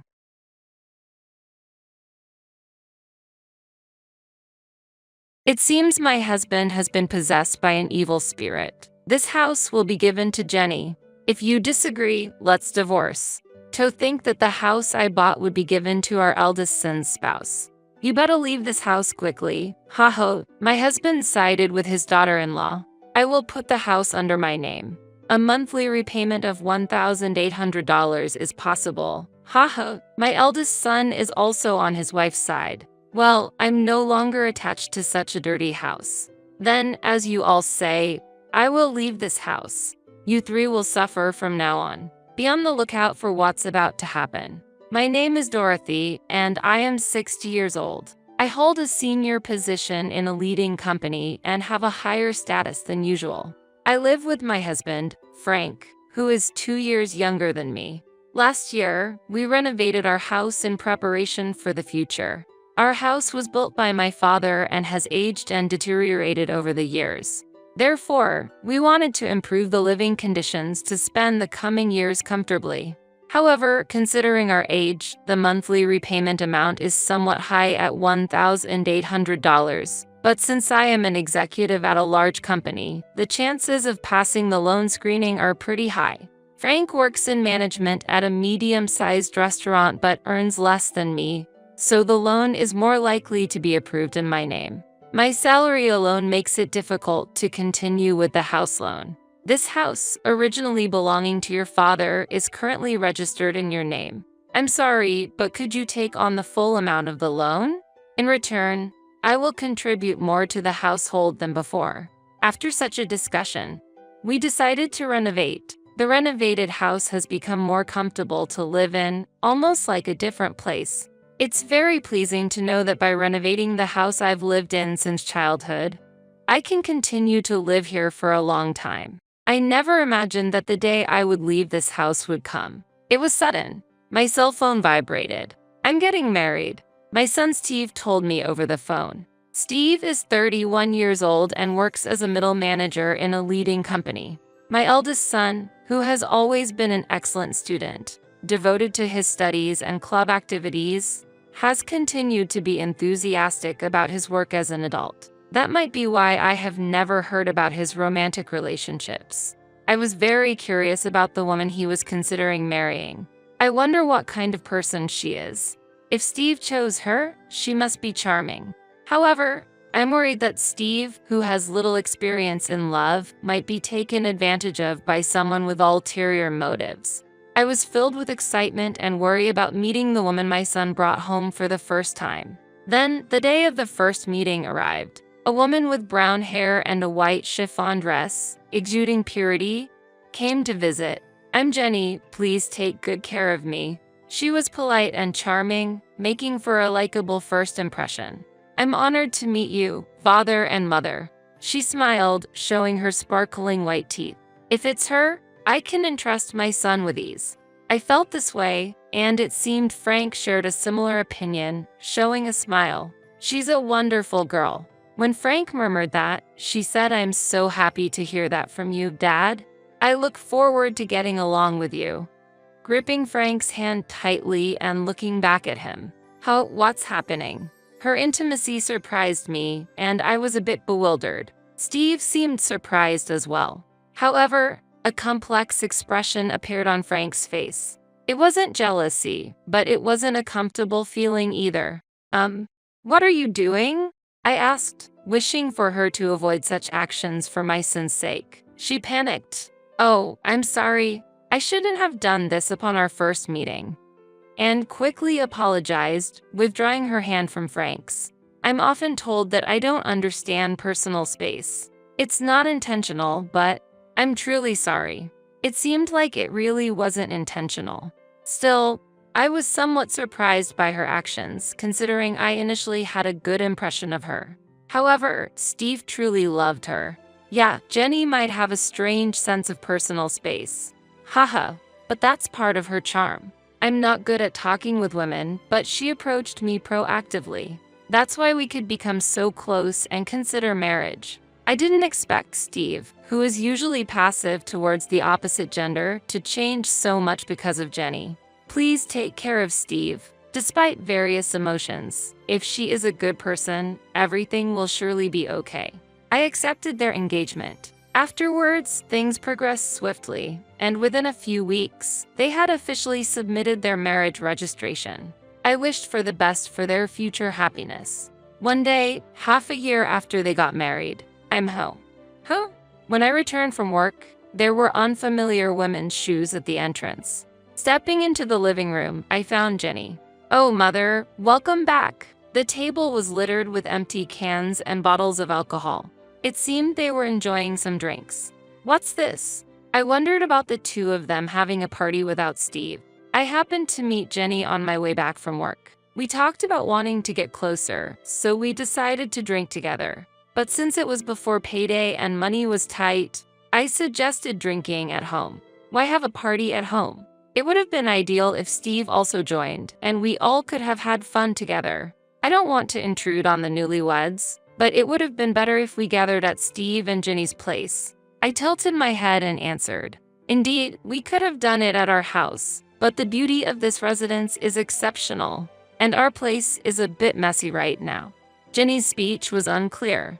She was slurring her words, clearly quite drunk. Hearing her normally precise speech become lax under the influence of alcohol was unexpected. But what was the reason for enjoying the alcohol just between the two of them?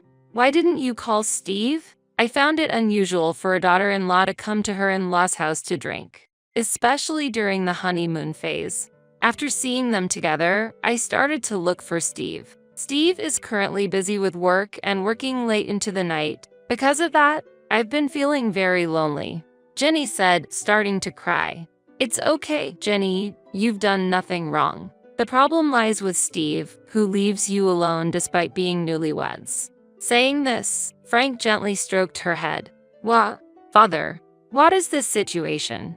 I feel increasingly uncomfortable. Look, Frank, Jenny is Steve's wife. It's wrong to do this, especially to Steve. I scolded Frank for his excessive behavior. And then, suddenly, oh, don't be so harsh on Father. Jenny stood up for Frank. What? I reflexively uttered in surprise, confused by her statement. I had a lot I wanted to say, but the day's fatigue made everything feel bothersome. I'm going to take a bath. Please clean up after yourselves, I said with a sigh and headed to the bathroom. Afterwards, I called Steve to explain the situation, and he replied that he would leave work and come to pick her up immediately. Jenny's behavior seemed very odd to me. However, the fact that Steve rushed over to get her showed me how deep his affection is towards her. But I couldn't shake off the feeling that their future domestic life might be somewhat troublesome. Reluctantly, I decided to give advice about their future life when Steve arrived. While lost in thought in the bathroom, quite some time had passed. Returning to the living room with a somewhat dazed mind from the heat, Steve should have already picked up Jenny, but oddly, despite coming by car, they both seemed to be enjoying alcohol. Steve, you came by car, right? Why are you drinking? I asked, to which Steve, appearing drunk and cheerful, replied, Actually, Jenny told me to drink, and it turned out we're staying over tonight. It's good news that my son is staying over. However, the unexpected accompaniment of his wife was somewhat concerning. The decision felt quite abrupt. What? I was inwardly astonished, but Steve had already drunk alcohol. Hey, Mom can drive you. It's okay. I didn't want the daughter-in-law to stay over. Despite feeling tired, I offered to drive them home. However, Steve said, Come on, it's okay. You're tired too, right? Why don't you join us for a drink instead? with an innocent smile. At that moment, I found myself speechless without any room for argument. Haha, huh? At that instant, a feeling of discomfort sprouted within me. Suddenly, Jenny looked at me with a smirk, as if her smile harbored some conspiracy.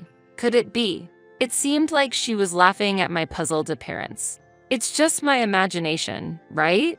I truly hoped it was a misunderstanding, but in reality, her plan had already been set in motion at that point. The next day, Jenny apologized deeply for her missteps multiple times. "I am terribly sorry," she said before leaving, and I felt like peace had finally been restored, overwhelmed by fatigue. But when I returned home that day, Jenny was there again. Steve was nowhere to be seen. Disheartened by the previous day's events, there was a change in her demeanor. "I'm sorry for the inconvenience again, but I really wanted to apologize in person," she said, handing over some sweets. "I too lost my composure yesterday. I'm truly sorry." Frank seemed regretful as well. Seeing their remorse, I decided to forgive them this time. "I appreciate it." Jenny seemed genuinely relieved, but perhaps because the situation was quite awkward, she stopped visiting our home afterwards. Honestly, I did not want to get deeply involved either, so I was grateful for that outcome. Then one day, Frank, with a serious look, said, "I have something to tell you." As I waited in the living room, wondering what was going on, Steve and Jenny visited for the first time in a while. "It's been a while," I greeted, but they seemed to ignore my words and passed by as if they hadn't heard me. Perhaps my voice didn't reach them. Suddenly, Frank declared loudly, "This house will be given to Jenny.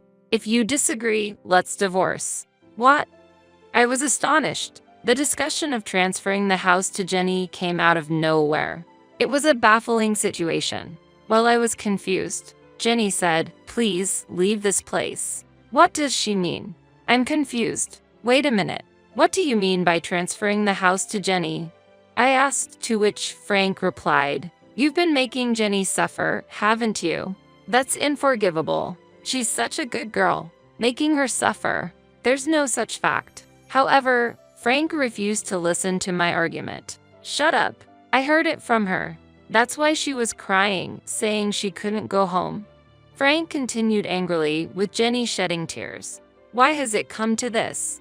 Then Steve also burst out in anger. "I never thought my mother could do such a thing. You're horrible." The more I denied, the angrier they became, and Jenny's tears didn't stop. "That's why we're going to divorce. Leave this house immediately. I plan to continue living here with them." I couldn't understand why I had to transfer my own house to Jenny. When I asked for the reason, because Jenny is deeply hurt. We could have sought compensation, but we thought of a better solution. "Taking this valuable house from you and giving it to Jenny is the appropriate punishment for you," was the response I received, even though I didn't make her suffer. Why should I face such retaliation? It's impossible for Jenny, who quit her job after getting married, to pay a monthly loan of $1,800, I argued. "Don't worry. We'll change the name to Steve. As long as Steve is working, the name change should be possible right away." However, there are restrictions on changing the name on a loan contract, so it wouldn't be that simple. In reality, changing the loan terms wouldn't be easy. I doubt the bank will allow it. When I counted, Frank said, "Don't worry, not only you, but Steve also works at a letting company. Plus, I have an acquaintance at the financial institution where you have the loan. If I talk to him, it should go smoothly." Appearing fully convinced. "Yeah, a monthly repayment of $1,800? Piece of cake." Influenced by Frank's confidence, Steve also agreed. Gradually, the reality of transferring the house to them became apparent. I've said it many times, but I didn't do anything to her. There's no way I'm handing over this house. As I strongly objected, they became furious again. I was fed up with this situation. Then Jenny, who had been crying all this time, spoke up. "Mother, for the sake of us and our unborn child, please," she pleaded while caressing her belly. Unbelievable. "Mom, Jenny is actually pregnant right now. If her mental state becomes unstable, it could lead to the worst-case scenario." That's why I hope you can be a bit more lenient. Steve revealed the fact of her pregnancy. Indeed, stress during pregnancy should be avoided. However, being forced to transfer my home based on unfounded accusations is unacceptable. My heart was filled with turmoil. I need some peace and quiet, I said, leaving the scene for the bedroom. Could I have unconsciously made Jenny suffer? I pondered while lying in bed when I found a strand of brown hair on the bed. What's this? Both Frank and I have black hair, so finding brown hair here is strange. Could it be Frank? My heart was disturbed. After the recent troubles, to find such a shocking discovery was overwhelming. I was getting confused. What's in the world? I cried myself to sleep. Waking up late at night, I was headed to the living room when I heard voices inside. Apparently, Steve and Jenny hadn't gone home yet.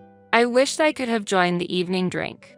Someone said, "But Jenny, you're pregnant. You need to refrain," was the response. Hearing Frank and Jenny conversing joyfully, it felt like there was no space for me. My heart was heavy due to Jenny's inexplicable complaints. Standing frozen outside the living room, suddenly, an intimate sound reached my ears.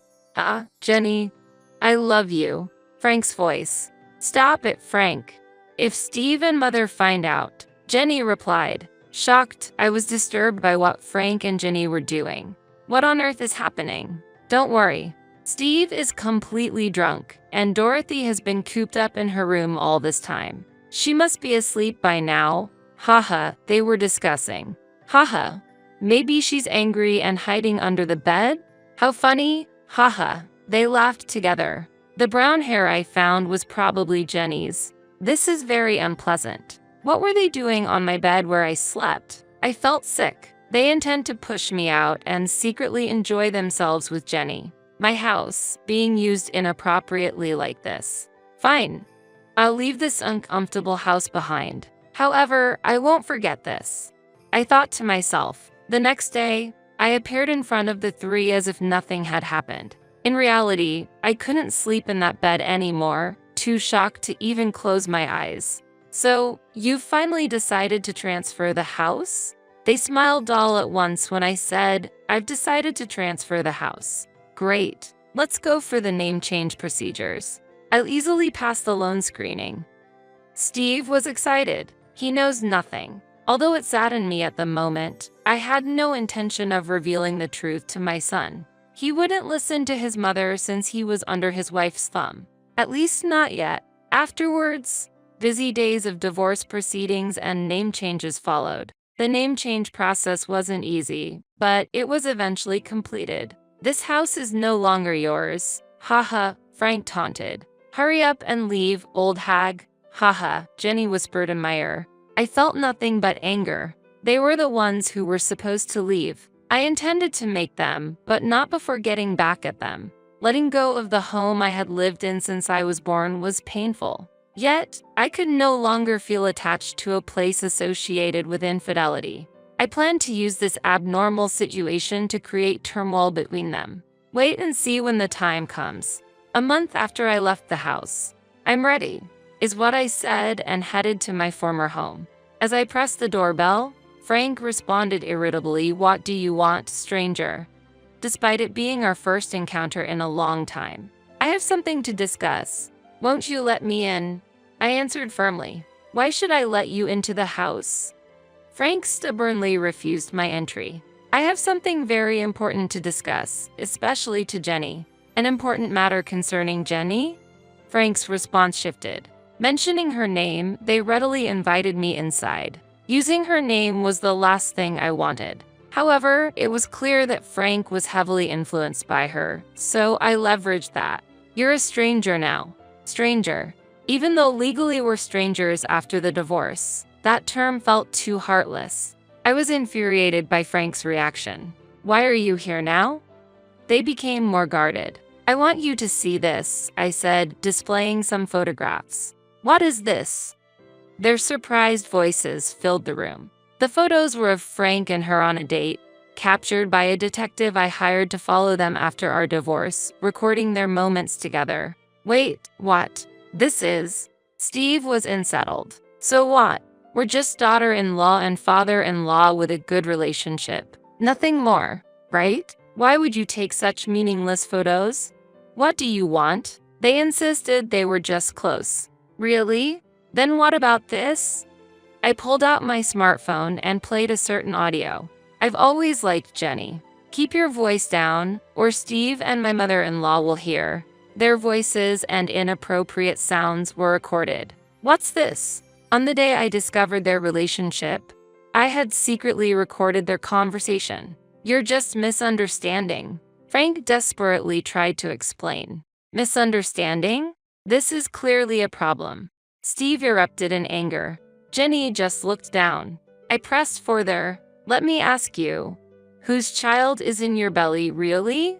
Steve's complexion changed. Could it be Dad's? He was lost for words.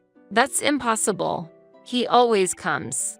Oh, she inadvertently confessed. You admitted it. You just said it. Their argument intensified and Frank and Steve got into a scuffle.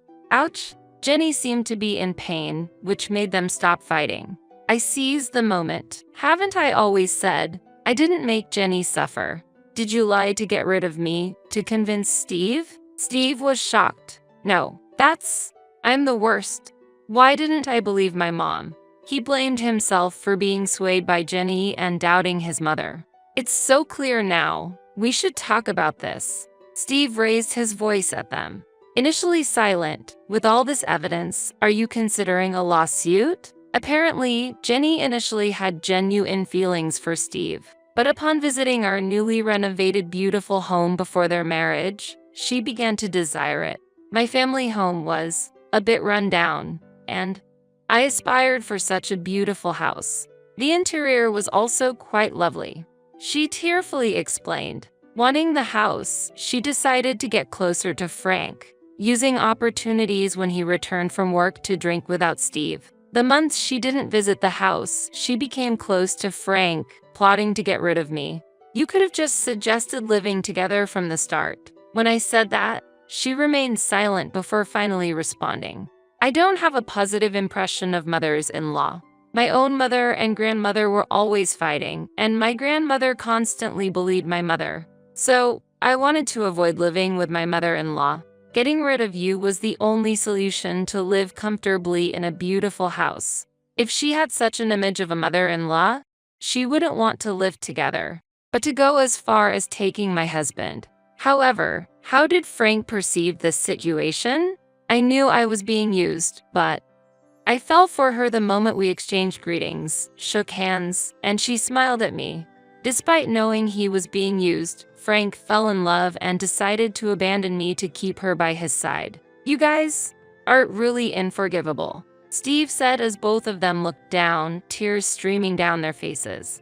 Steve decided to get a divorce. DNA tests on the newborn confirmed Frank as the father. I won't be paying child support, he declared, demanding alimony from them. I made a similar choice. I never thought I'd be demanding alimony from my own father. I gently patted Steve's head as he sobbed. Our lives were thrown into chaos because of a foolish woman's actions. However, the life that got thrown into chaos the most was her own, which she would regret forever. My prediction was spot on. 2 years later, she chose to continue living with Frank in a de facto marital relationship, claiming it was for the child's sake. And to work and raise her child, she had to leave her newborn at daycare. Today, Grandpa, Dad came to pick you up, huh? She seemed to attract attention from other mothers at the daycare. While the children played well together, she felt lonely not being able to make any mom friends. Additionally, when she explained her divorce and relationship with Frank to her parents, they got furious, directing their anger at Frank too. Now, she is estranged from them. This was all the result of her own choices. Meanwhile, Steve lives alone in that house. I wanted to sell it, but that would be too cruel to Mom. After all, this is the house where Mom has lived all her life. I couldn't sell a house filled with such memories. He felt disgusted by the house and considered selling it but couldn't due to guilt, possibly influenced by my repeated expressions of discomfort towards the house. He arranged for house cleaning and disposed of all possessions belonging to Frank and her. Steve, acknowledging the trouble caused by her, said, "It might be because of that woman, but I've troubled you, Mom. You might not be able to forgive me, but please let's meet up sometimes. Visit the house. And let me be a good son to you from now on." And gave me trip tickets. Steve has shown deep remorse.